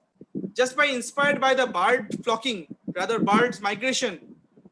So the computer science people also developed various neighborhood migration technologies, like such as migration of VM. VM means virtual machine. Virtual machine is the part of the machine, basically the machine part of your server. There are maybe thousand virtual machine within your server. So based on the job is assigned, they can migrate from one location to another location. So this is known as also geospatial migration. Geospatial means it will migrate from one location to other location. Say Dum to Calcutta, say Calcutta to Delhi, Delhi to Mumbai. The VMs can migrate based on certain parameters. I'll give you some example for this. Why this migration is very important. Also, we can migrate one cloud to other cloud. We can jump from one cloud to other cloud when there is a requirement. So it's called multi-cloud processing, or rather multi-cloud migration. Similarly, we also have neighborhood migration, smart neighborhood networking, also software-defined networking for Internet of Everything. What is that? Nowadays, everything is software-defined. Everything is controlled by the software. Whether you see television, that is also controlled by software. Your set-top box is controlled by software. Whether you go for any internet activities like Jio or Vodafone, that is also software-defined. How much you are consumed. Every time we are going through a billing system. So cost modeling. Cost is a very important factor. So software is defining everything. Even for Internet of Energy, we have to go for less energy module for the customers. We have to give the customer the energy at a lower cost. So we have to search which server is giving you the service at a lower cost, so that your energy expense is less. So software defined networking is very, very important role in the form of photovoltaic applications. Okay, we can see this application is this a picture of Australia, where we did this experiment with Melbourne University. We can see that there's a solar grid, we have wind power, we have data centers, and the data centers, we have various parts of Australia. This is the place called Perth. I was there for 6 months in Perth. So this part is Melbourne University, and this is part not part of Australia. So we have servers here in the University of Melbourne. We have servers here at the University of Perth, and we have servers somewhere in middle of Australia. Now, all the devices connected in Australia, the data is going to this cloud broker. All the devices connected with energy, all the users are connected to the cloud brokers. What the cloud broker is doing? They are taking the request. Request from whom? The user. I am the user, you are the user, that I need this much amount of power. How much I have to pay? Now, if the wind energy is very high, this part of Australia, then what I'll do? I'll assign the job to this data center. Okay, there's a website called windy.com where you can see we can predict next today or tomorrow or day after tomorrow, where is the wind? If the wind is very high, or other production of solar energy is very high, is bright sunny day, then this broker will assign this job to this data center. Okay, but if next day or fourth day this data center having higher wind energy, then this job will be assigned to this one. So based on the energy production, this broker will decide which job will be assigned to which location, as well as at what cost. If the energy surplus is here, then the cost will be lower. If the cost is lower, then obviously the user will be happy to take the service from this cloud broker. Otherwise, he'll go to another cloud broker to understand what will be the cost. Generally, you know that when you go for marketing, like fish market, we do not go for one seller. We go to multiple sellers to understand what is the cost of, say, Hilsha fish, whether it is 700 rupees or whether it is 800 rupees or whether it is 1000 rupees. Who is providing at lower cost and also good quality? With then we'll go for that person or that cloud broker. Accordingly, that service will be provided. So renewable energy is provided through this IoE environment, Internet of Energy environment, to the cloud broker based on the service platform available to this broker. So by this process, what is the advantage? We are optimizing the energy consumption. We are giving the best service to the customer at reduced cost. So cost is very, very important. When you're talking about energy consumption, cost is one of the very important parameter. So these are the parameters. Energy cost, we have to minimize. We have to minimize also brown energy cost. Brown energy means coal energy. And you have to maximize. So you have to minimize the brown energy. You have to maximize the use of renewable energy, this one. And migration. Migration is costly. If you migrate from one place to other place, costly. Whether you see whether the migration is less costly or migration is required or not. If the migration is essential, then only we will migrate, otherwise not. Generally, we know the migrant labor is currently a big problem in India. Thousands and lakhs of laborers are moving from, say, Delhi to Calcutta, Calcutta to Chennai. Migration is a problem, but the laborers are not getting the proper job in West Bengal. That is the reason they are migrate. Similarly, clouds will also migrate from one place to other place, one server to other server, if the jobs are available. So that is the reason migration is done only when the migration is essential, otherwise not. So these are all the factors, various important quality of service parameters to determine what kind of energy consumption will be there for IoE. Accordingly, your cost parameter, that means service cost of the parameters, will be determined. Is it clear? Service cost means if you migrate, the cost is very high, the customer will not take. But if you, I have already mentioned, the renewable, the wind power is very high there in other part of Australia, then we can migrate the job. Migrate means we can take the service from that side. So this is called energy migration. Now I want to explain this in a very simple language. That is, sun is there. Already Professor Ratan Mondal sir has mentioned, sun is available everywhere in the world, right? We are kind enough to get the sunlight at free of cost at all over part of the world. So you can see the sunlight is falling this part of the world, right? Now, this map is showing the servers. This is in Australia, this other Singapore, this is India, 3, 4, 5, 6. This is the server location of Amazon Web Service.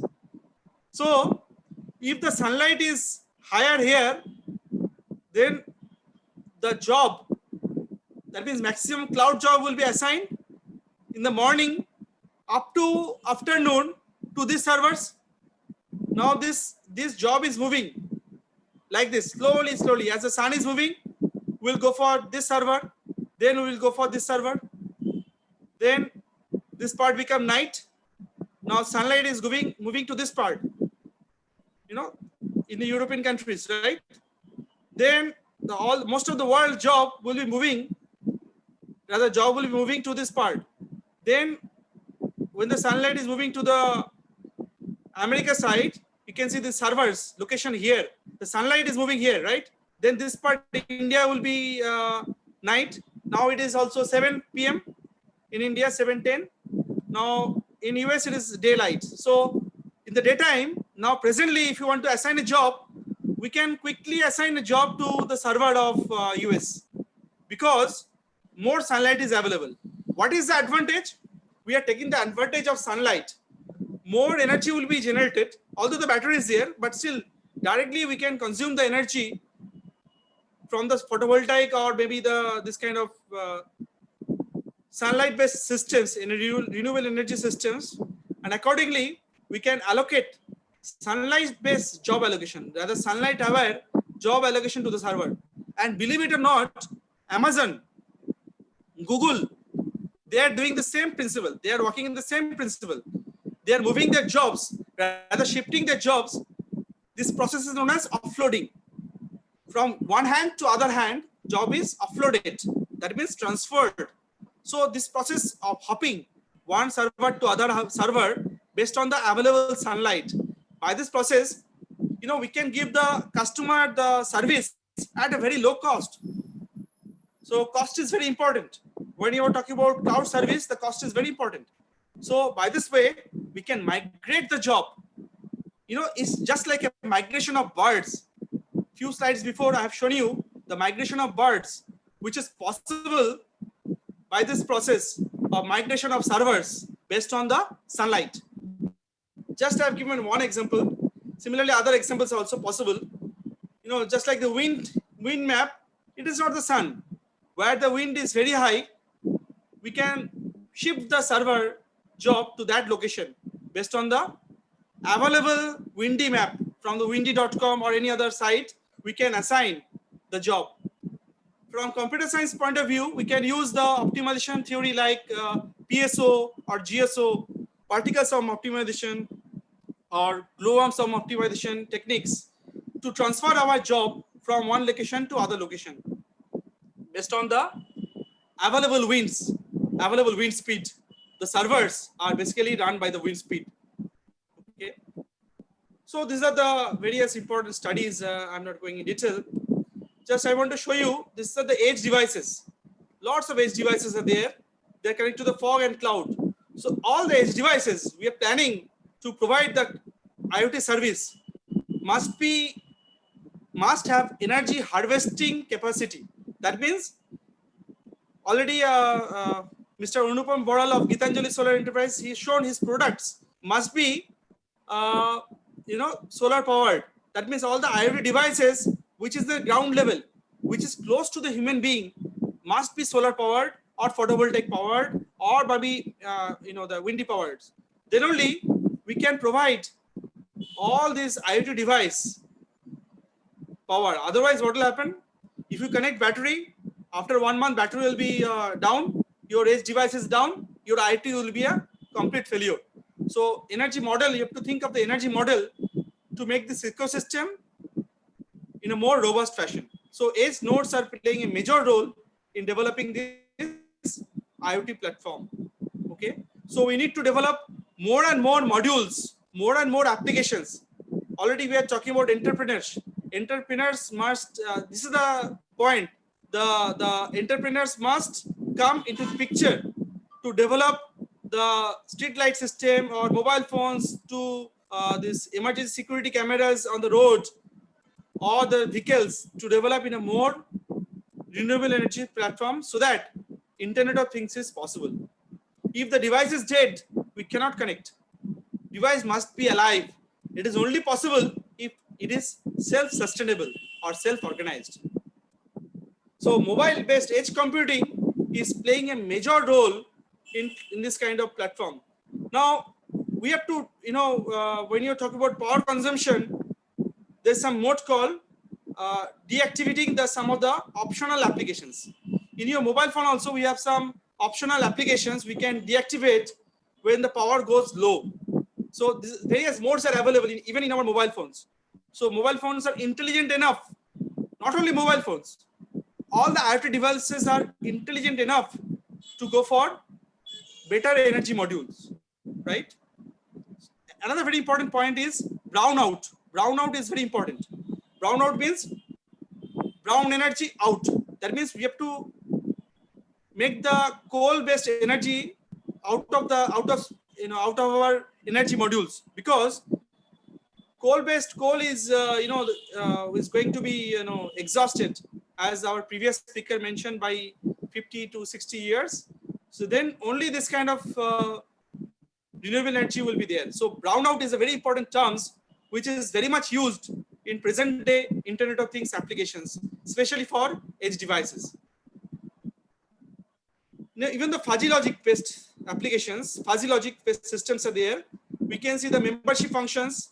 Each and every device has their own signature. What is signature? Signature means it has own characteristics. See, we are all speaking. Everyone has their own characteristics.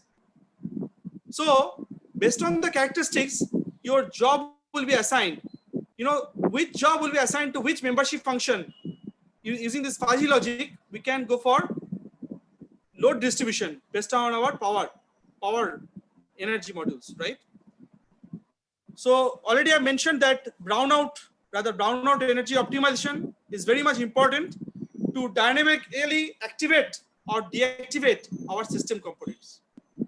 So brownout is one of the very, very important keywords for IoT applications nowadays. So I'm not going in detail, but this technology is only 6 years old technology, 2014 to 2020. Those who are interested, you can go for this survey paper. What is the advantage? It goes for load balancing.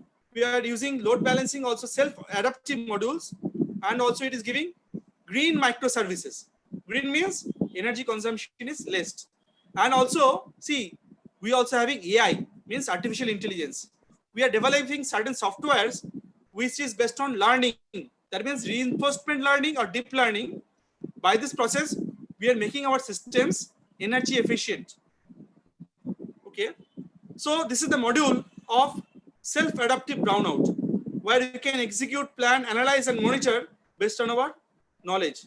So this is the cloud server, totally supported by the, you can see there's a green energy, means solar energy, and brown energy. Both the energies are required because, sometimes, when the photovoltaic energy is not available, there is no wind is blowing, then what will happen? There will be no power to serve to the servers. Sometimes solar cell has some limited battery backup. If there is not available, then only we have to use the brown energy. So brown energy is working as a backup, but major energy utilization is green energy. By this way, there's something is called Docker. This is not a story. This is a real application developed at Melbourne University. Also, I'm working in this project, which is service level agreement. Service level agreement means SLA. Service level agreement for energy management. Service level agreement between the service provider and the customer. Customer, what is this agreement? Say we have agreement with CSC. They will provide the electricity bill at say 7 rupees or 8 rupees per unit. That is our agreement. Similarly, we have some agreement, service level agreement with this kind of companies. Based on that, the cost module will come up. So cost is a very, very important factor. So we are doing a lot of research. Rather, this is one of the very important research area. Those who are interested in energy budget modeling, rather energy budget modeling using the AI. So this is very, very interesting area. And by this way, we can reduce the cost. And the companies like Google and Amazon, they're using so much renewable energy, and they are reducing the cost of the operational cost. Another very important observation in the autumn and summer. You can see autumn.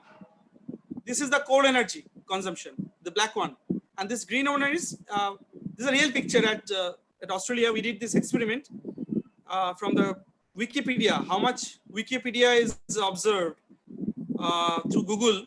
Based on that, this black sign shows the the energy consumed by the coal, and energy by the green sign shows energy by the photovoltaics, rather in renewable energies.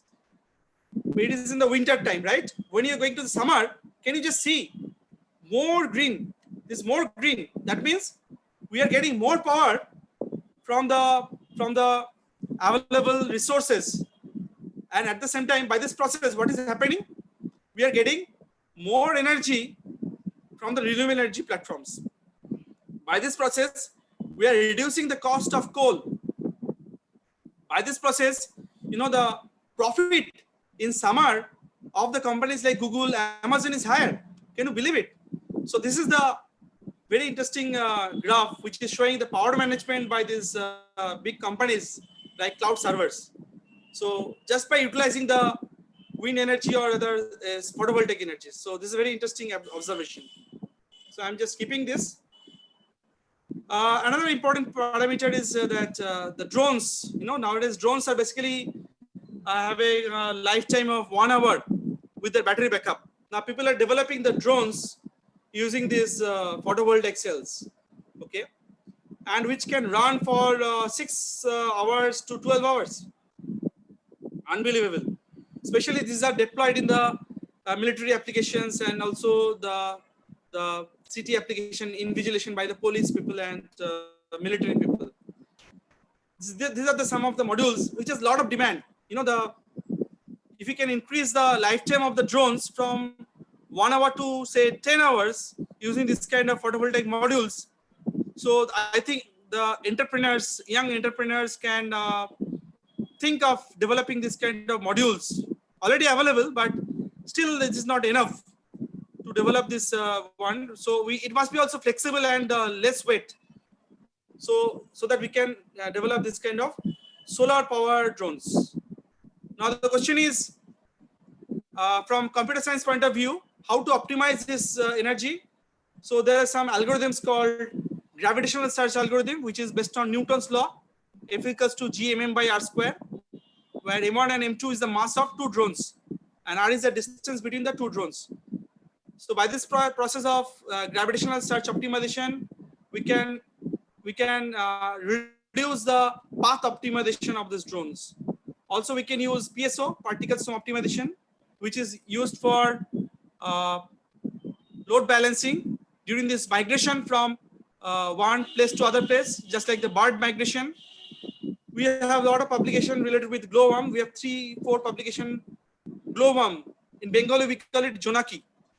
We have observed that Jonaki poka, which has light. That glowworm can move from one place to other place. They have some movement algorithm. So just by observing the glowworm, the Jonaki, we can understand we can rather optimize the movement of the shifting of the one server to other, the service from one server to other server. So these are the various AI techniques. We don't have time, otherwise it will take another 3-4 hours to explain this technology.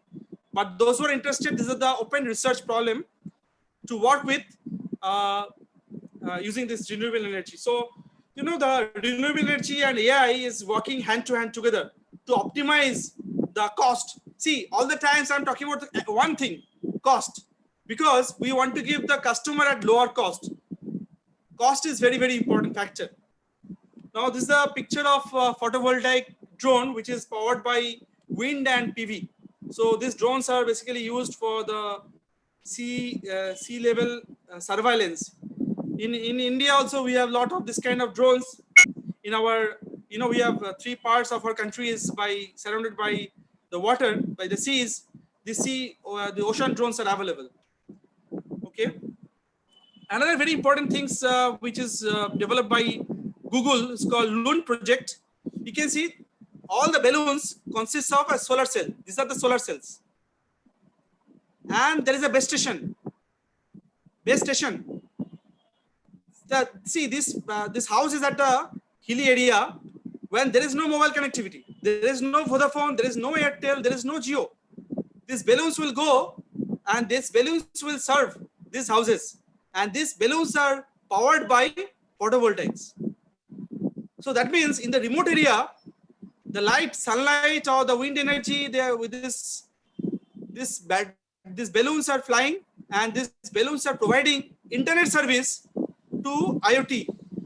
So that is the reason I have mentioned IoT and IoE, Internet of Things and Internet of Energy. They're working hand to hand because these houses are powered internet by using these balloons, and which is powered by photovoltaic cells. This is a closer look. These balloons comes with this kind of photovoltaic cells. This is a very, very interesting project, and Google's internet, they are providing internet to everyone. Internet from everyone is only possible by using this flying ad hoc network. This is also known as flying base stations. Can you believe it? This is just like a flying tower. Tower is flying. So base station is inbuilt in between. So Google has a patent of this technology. You know, they are even some part of India they are planning to use. Even Gujarat and some part they are using this photovoltaic based energy, where this normal internet connectivity is not available. So these are the multi-tier already I mentioned: perception model, fog layer, cloud layer. So when you're talking about Internet of Drone things, power is very important. There are a lot of issues: mobility issues, network issues, privacy issues. Today, I want to concentrate on power and energy analysis and optimization, because power plays a major role for development of this Internet of Drone things. I just want to show you one of our very interesting applications where we can go for realistic modeling, mobility modeling, hybrid edge network. See, hybrid edge network. Hybrid edge network is possible only when we can give this mobility model along with this photovoltaic cells. I already mentioned, because mobility is important. Why we use mobile? Because it gives us mobility. So some of the models are available. It's called ghost mobility. You know, this randomly we can move. You can see randomly using your mobile phones, we can move. The drones are moving like this. So we can have a map-based mobility. We published this paper called Edge Drone, where in this year 2020, our student Amartya Mukherjee and his team, we have worked, and we have developed this module using this MQTT. MQTT is a protocol of IoT. We have developed these drones and these drone-based modules to give the service using this drone-based grid systems to the common people. So I'm just keeping this. We also developed this prototype. These kinds of modules we have developed, and these models are all, we developed these modules and we attach these modules in the drone, and that is providing service to the cloud. Everyone can send the data using this sense. This drone can capture the data and put the data to the cloud. So I'm just keeping this. So we are providing various kinds of services. Quality of service, 0, 1, 2. Basically, networking, we provide this kind of services. Some is called sub model, publisher and subscribe model. Publisher means who publish the result. Say joint attendance board publish the result. Students, they subscribe it. Say they got what is their rank. Accordingly, they behave. Similarly, this MQTT is a broker which publish what are the services are given by the drones. Accordingly, it can be subscribed by the subscriber. So there are various subscription models. I'm not going in detail because we don't have that much time. So there are various models to publish and subscribe for this IoT-based drone modules. Now, these are the drones. One is called the publisher drone. These are the subscriber drones. So this drone is driving the other drones.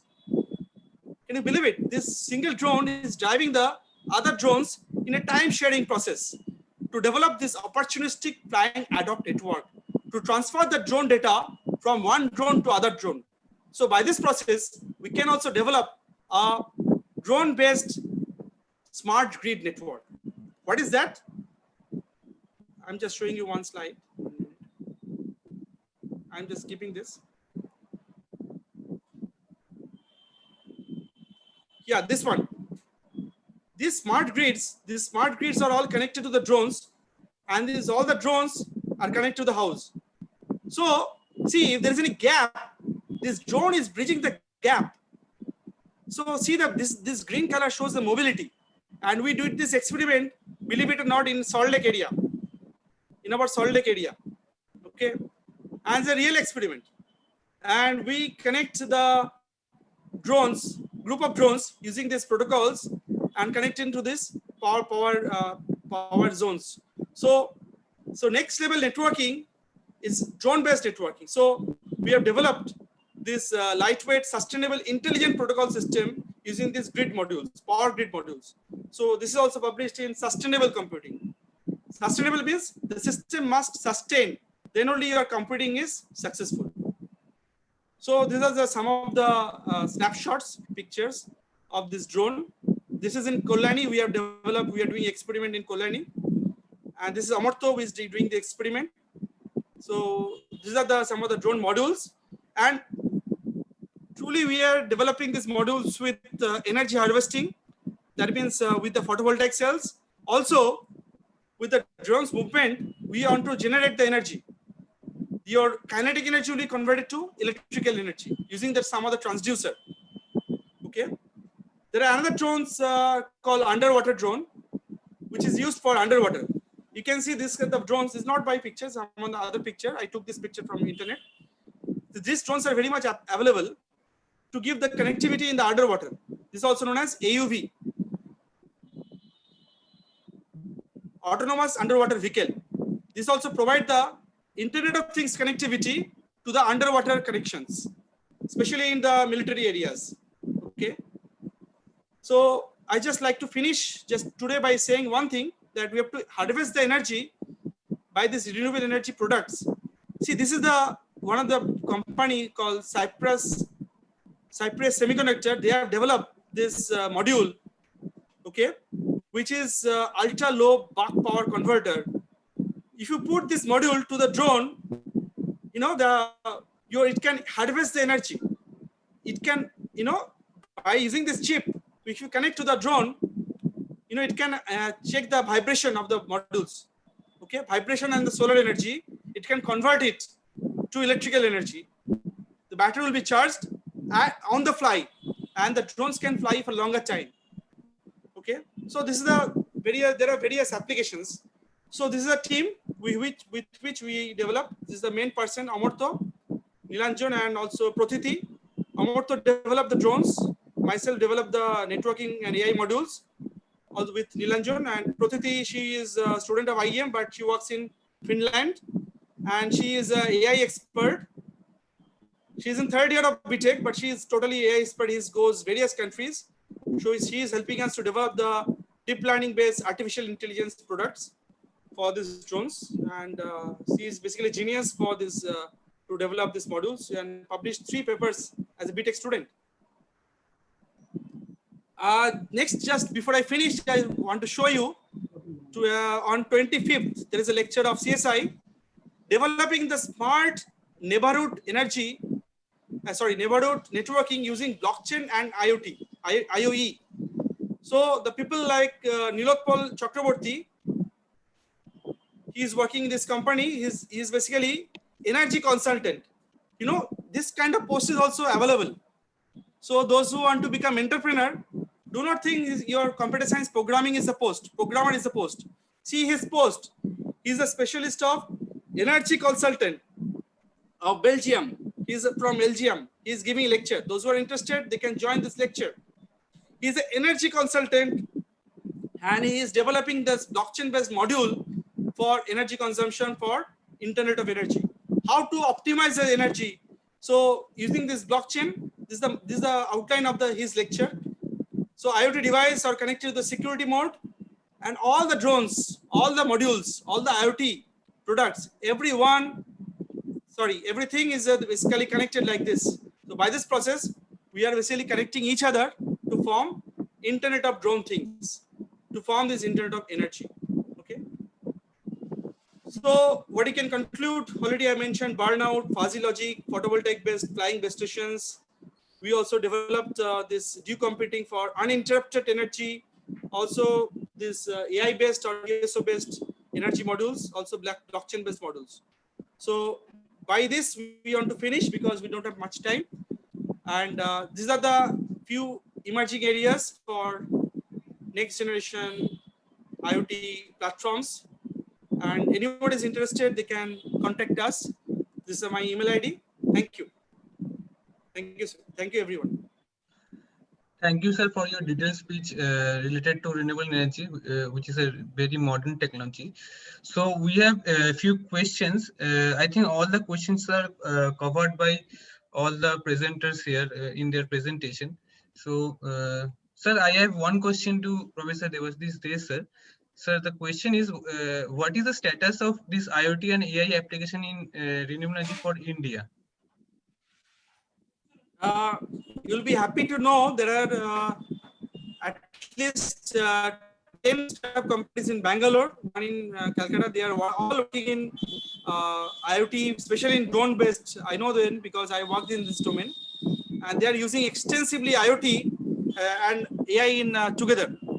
And by this process, what is the advantage? They are developing the products which is energy efficient, and it is a lot of interest because it is reducing the cost. Because I told you many times throughout the lecture, my aim is to energy. Second one is cost. So it reduces the cost. By introducing this AI, we can reduce the cost as well as we can develop a sustainable energy modules. So sustainability is very important. So to develop the smart city and sustainable city, these things are very, very popular. So I believe those who are entrepreneurs, they can use this kind of technology, and we are extensively using it. We are already published, and we also have 5 patents on this technology. I'm not disclosing here, but it's in the process. So, but it has a lot of bright future is here. Thank you, Kunal. Thank you, sir. Thank you, sir, for your answer. So now we are moving towards the end of this program. So now I would request Professor B.B. Pauria, sir, academic advisor of MAKAUT, to deliver the valedictory speech of this evening. Sir. Thank you, Kunal. Am I audible? Yes, sir. Am I audible? Yes, sir. Yes, sir, you are audible.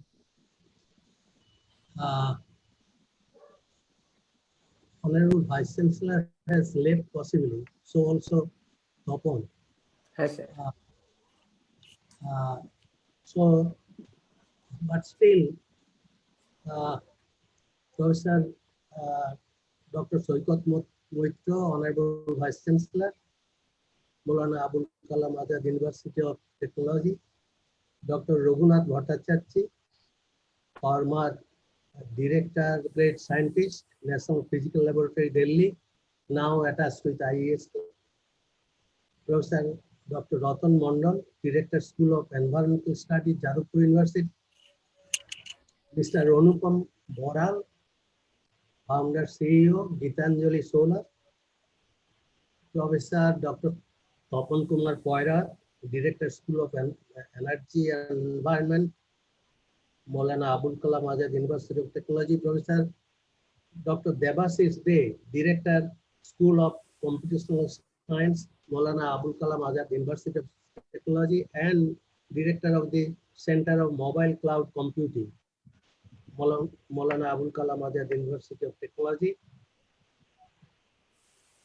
Kunal Chaudhary, Faculty in the Department of Environmental Engineering, Maulana Abul Kalam Azad University of Technology.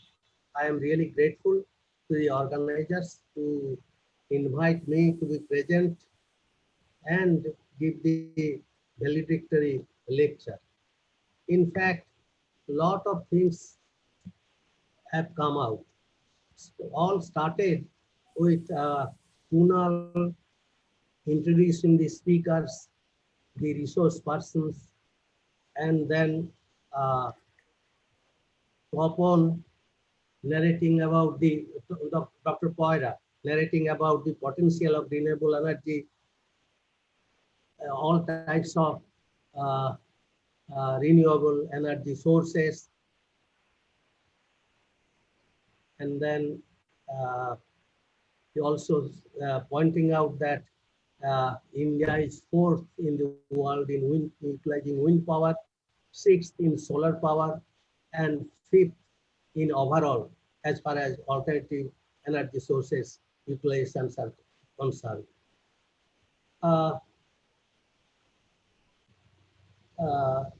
We also gave all sorts of applications of renewable energy in different fields, its spreading and use of IoT, etc., etc. Professor Moitra started with the saying that uh, everything has to be done in digital platform now, and he uh, feels proud that teaching, learning, FDP, SDP, all are being organized online with large number of participants. He also appreciated the center or department of the university to organize this webinar in order to grow awareness for reducing global warming, air pollution, etc., etc. He emphasized that the seminar should lead for job creation, in trying to utilize the knowledge to develop the economy, and emphasize that the discussion should continue and the levels of knowledge should grow from one discussion to the other, and a group of such knowledgeable persons should be formed in the university campus. The webinar all started with Professor Ratan Mondal speaking on the scope and possibility in solar energy. He described the importance, the depletion of fossil fuels, the energy crisis, energy security, environmental problem, climate change, greenhouse effect, all these things. And he also gave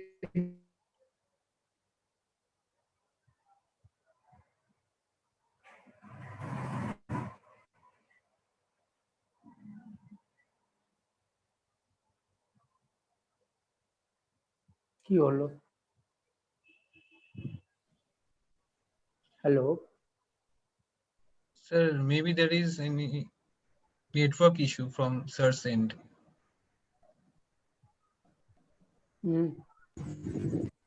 Hello, Vipara sir.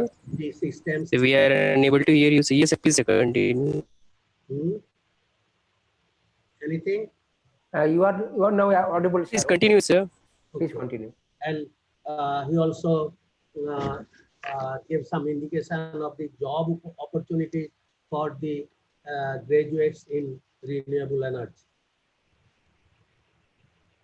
Very interesting lecture was delivered by the entrepreneur, Mr. Anupam Moral, on the startup challenges in renewable energy. In fact, it is his history of Gitanjali, with the history of this person, Anupam Moral, who is a pioneer in India for utilization of solar energy. And not only that,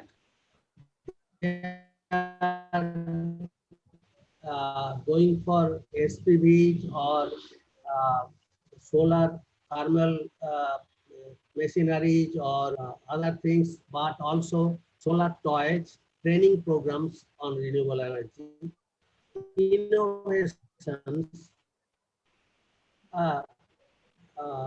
They are also looking for, I'm not sure about, but for manufacturing silicon wafer, because these are being imported, as he mentioned, as far as I remember, and taking up many an innovative work in the realm of renewable energy, particularly solar energy. I have some comments which I shall make afterwards on this. Then the third one was by Dr. Raghunath Bhattacharya on the glimpse of renewable energy, RD initiative of solar photovoltaic hub of IIEST.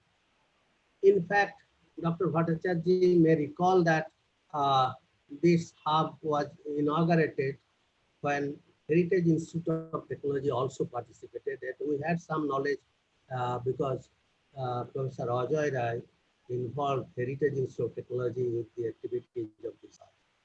But anyway, Dr. Bhattacharya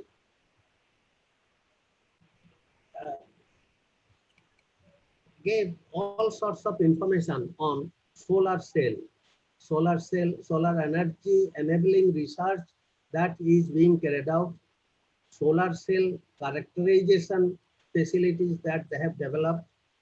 They have created plasmonic areas, solar cell fabrication, and advanced PRC solar cell, Panasonic solar cells whose efficiencies are much more at 25.6% or so, indicated the use of graphene.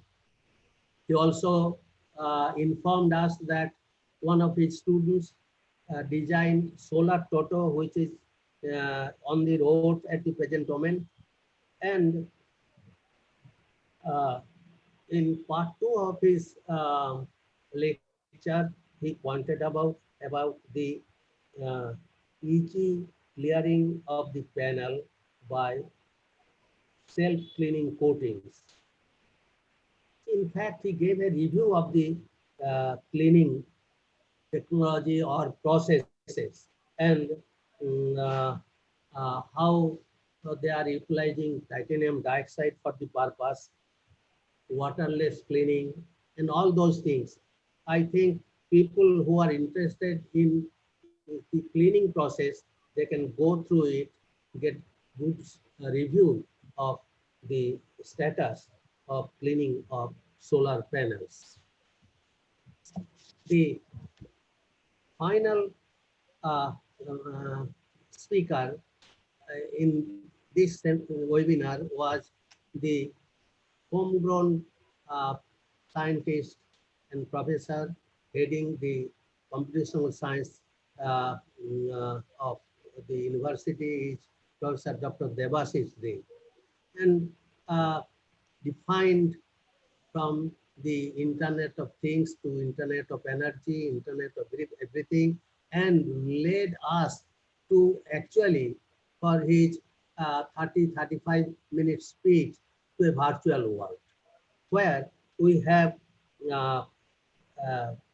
migration of virtual machines. We have cloud broker. We got the idea of brownout technology, use of drone, use of hopping from one server to the other. Everything leading to optimizing or reducing cost. And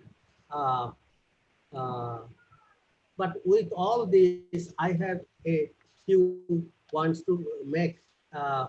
First of all, to Anupam Babu, that even though these solar thermal or solar PV cells are homegrown, abundantly available, but still, you see, possibly Dr. Mondal informed that the in India, 10 crore people are using kerosene for lighting their homes. And so what I have no opportunity, but I want to know why the rural people, 10 crore people, why they can't afford to purchase these solar hurricanes in their homes. Is it due to the cost? Is it due to lack of awareness? Is it for what reason? In fact, since he is in business, my small advice to him is that he should take such measures as, because because I am telling this because he has some social consciousness factor also behind his measures. Therefore, I urge upon him that he can take some initiative to popularize this solar hurricane in rural areas so that a part of these 10 crore people could purchase solar hurricanes instead of using kerosene as the light for their houses. I do not know how many people are using solar chargers or adapters for their mobiles or other appliances or gadgets. So it would be in the interest of the business and in the interest of the society uh, that Gitanjali should popularize these solar chargers or adapters. Even even these uh, substitutes may bring about revolution in the lives of some people who are living in the countryside. I know uh, why and how these people burn kerosene to read books. Then uh, I also wanted to know from him, say I, as a small person, like to have a, a module of say 1 kilowatt hour of energy. So with battery or without battery, what would be the price of it? Or if is it possible that many of the households who purchase such 1 or 2 or 1.5 or 3 or 4 kilowatt hour of energy, such modules, so that some of the what Devasis told, brownout energy could be saved. So I do not know whether I am clear, but I wish Gitanjali and under the leadership of Mr. Anupam Baral has the capability to do this and expect him. My friends, I am an old person. We were students, our teachers gave examples of USA and Britain and gave us values in dollars or pounds. Now I am old, very old. We as teachers also did the same. And at this old age also, we are getting examples from Australia or England or America and prices in dollars. Now, should this change? Or before I leave this world, should I see that our seminars will give data related to our country, related to our points, means rupees, etc. So this is one thing to which I like to uh, uh, bring attention of the very respected people who were acting as resource person. Now, I was expecting to hear something on the uh, biosolar cells and a little more on the floating solar farms to energy harvesting trees with these organic cells, you know, uh, uh, this energy harvesting trees, or something on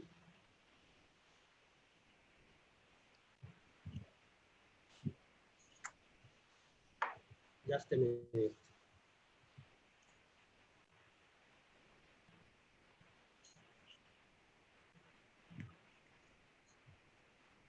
Something on this solar energy harvested from the space. So there are certain devices now available for transmission of power from space. So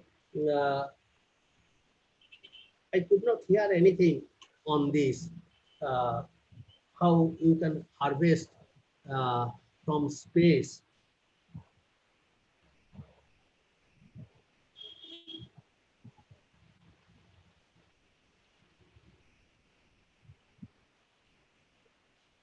Also, transmitting solar power wirelessly from space. This is entering into an era of space solar power transmission. So that has enough possibility, infinite possibility. Then I heard about, I can tell you that I heard that okay, solar thermal energy plant at California. I'm just reading out 350,000 meters, 350,000 meters will reflect light into boilers to generate steam to turn turbines, creating electricity and providing renewable energy to 140,000 homes. You see, 350,000 meters will reflect light into boilers, and that will generate steam to turn turbines, creating enough electricity to provide energy to 140,000 homes. This project has been taken up at California, again an example from the United States. And uh, in fine, I inform you that the solar energy is the most abundant energy resource on earth, which is 173,000 terawatts of solar energy striking the earth continuously, more than 10,000 times the world's energy need. See, whatever we need at the present moment, 10,000 more times of energy is striking this earth from the sun. And therefore, if you can utilize a part of it, a small part even, our energy requirement will be met. But before concluding, again, as all the speakers told us about green energy, yes, greenhouse effect, the cars of fossil fuel, uh, air pollution, and all those things, global warming. So also the green energy is not absolutely free from spoiling the Mother Earth. It has many components, you see, of lanthanides, lead, many components which are detrimental or will cause health hazards if they are left alone. And as a statistics shows that up to 2016, 250,000 metric tons of waste has already been accumulated on the Earth's surface. You see, we started poorly from 2000, and this is 2020. We have been able to accumulate 250,000 metric tons of e-waste in 2016. I hope that has reached much more on 2020. The statistics available is 4 years back. And hazardous materials like lead, polymers, cadmium, tellurides, gallium, selenide, uh, indium, gallium selenides, hexafluoroethane, polyvinyl fluoride. silicon tetrafluoride, many such chemicals are there besides glass, aluminum and other things. So therefore, you will have to, with the use of solar cells or solar thermal or solar PV, you ought to think about the recycling, reuse, uh, or what to do with the waste that will be generated in future. So this much is my observation, and uh, uh, I think the panelists did justice to their speeches. All of us are refreshed with whatever we heard. Uh, the most important uh, uh, aspect of this webinar is the participation of the real uh, uh, uh, uh, person who applied the knowledge to the benefit of the society, creating Gitanjali Solar, and that person, Mr. Anupam Boral. I hope the interaction with Mr. Boral with the Department of Renewable Energy of the Maulana Abu Kalam University of Technology will grow, and so also with the Renewable Energy Hub of IEST and the so, study circle of the Jadavpur University in future, and together many more things are there to attend in the field of renewable energy. Thank you very much for inviting me to join the webinar. Thank you. Thank you, sir. Thank you for your very valuable speech. So now we have come to the end of this program. So now I will give the vote of thanks. So first of all, I would like to express my sincere gratitude to our Honorable Vice Chancellor, sir, to give us the opportunity to organize this entrepreneurship development program on renewable energy. Then I would like to thank our speakers, Dr. Raghunath Bhattacharya, Professor Ratan Mondol, Professor Devashish De, and Mr. Anupam Baral from Gitanjali Solar. I'd like to thank Professor B.B. Pauriya sir for continuously giving us support all in all aspects. Thank you, sir. So, and lastly, I would like to thank all the participants for your participation. Without your participation, this program could not be successful. So Department of Renewable Energy is organizing so many programs like that, and in future we will also like to organize this type of programs.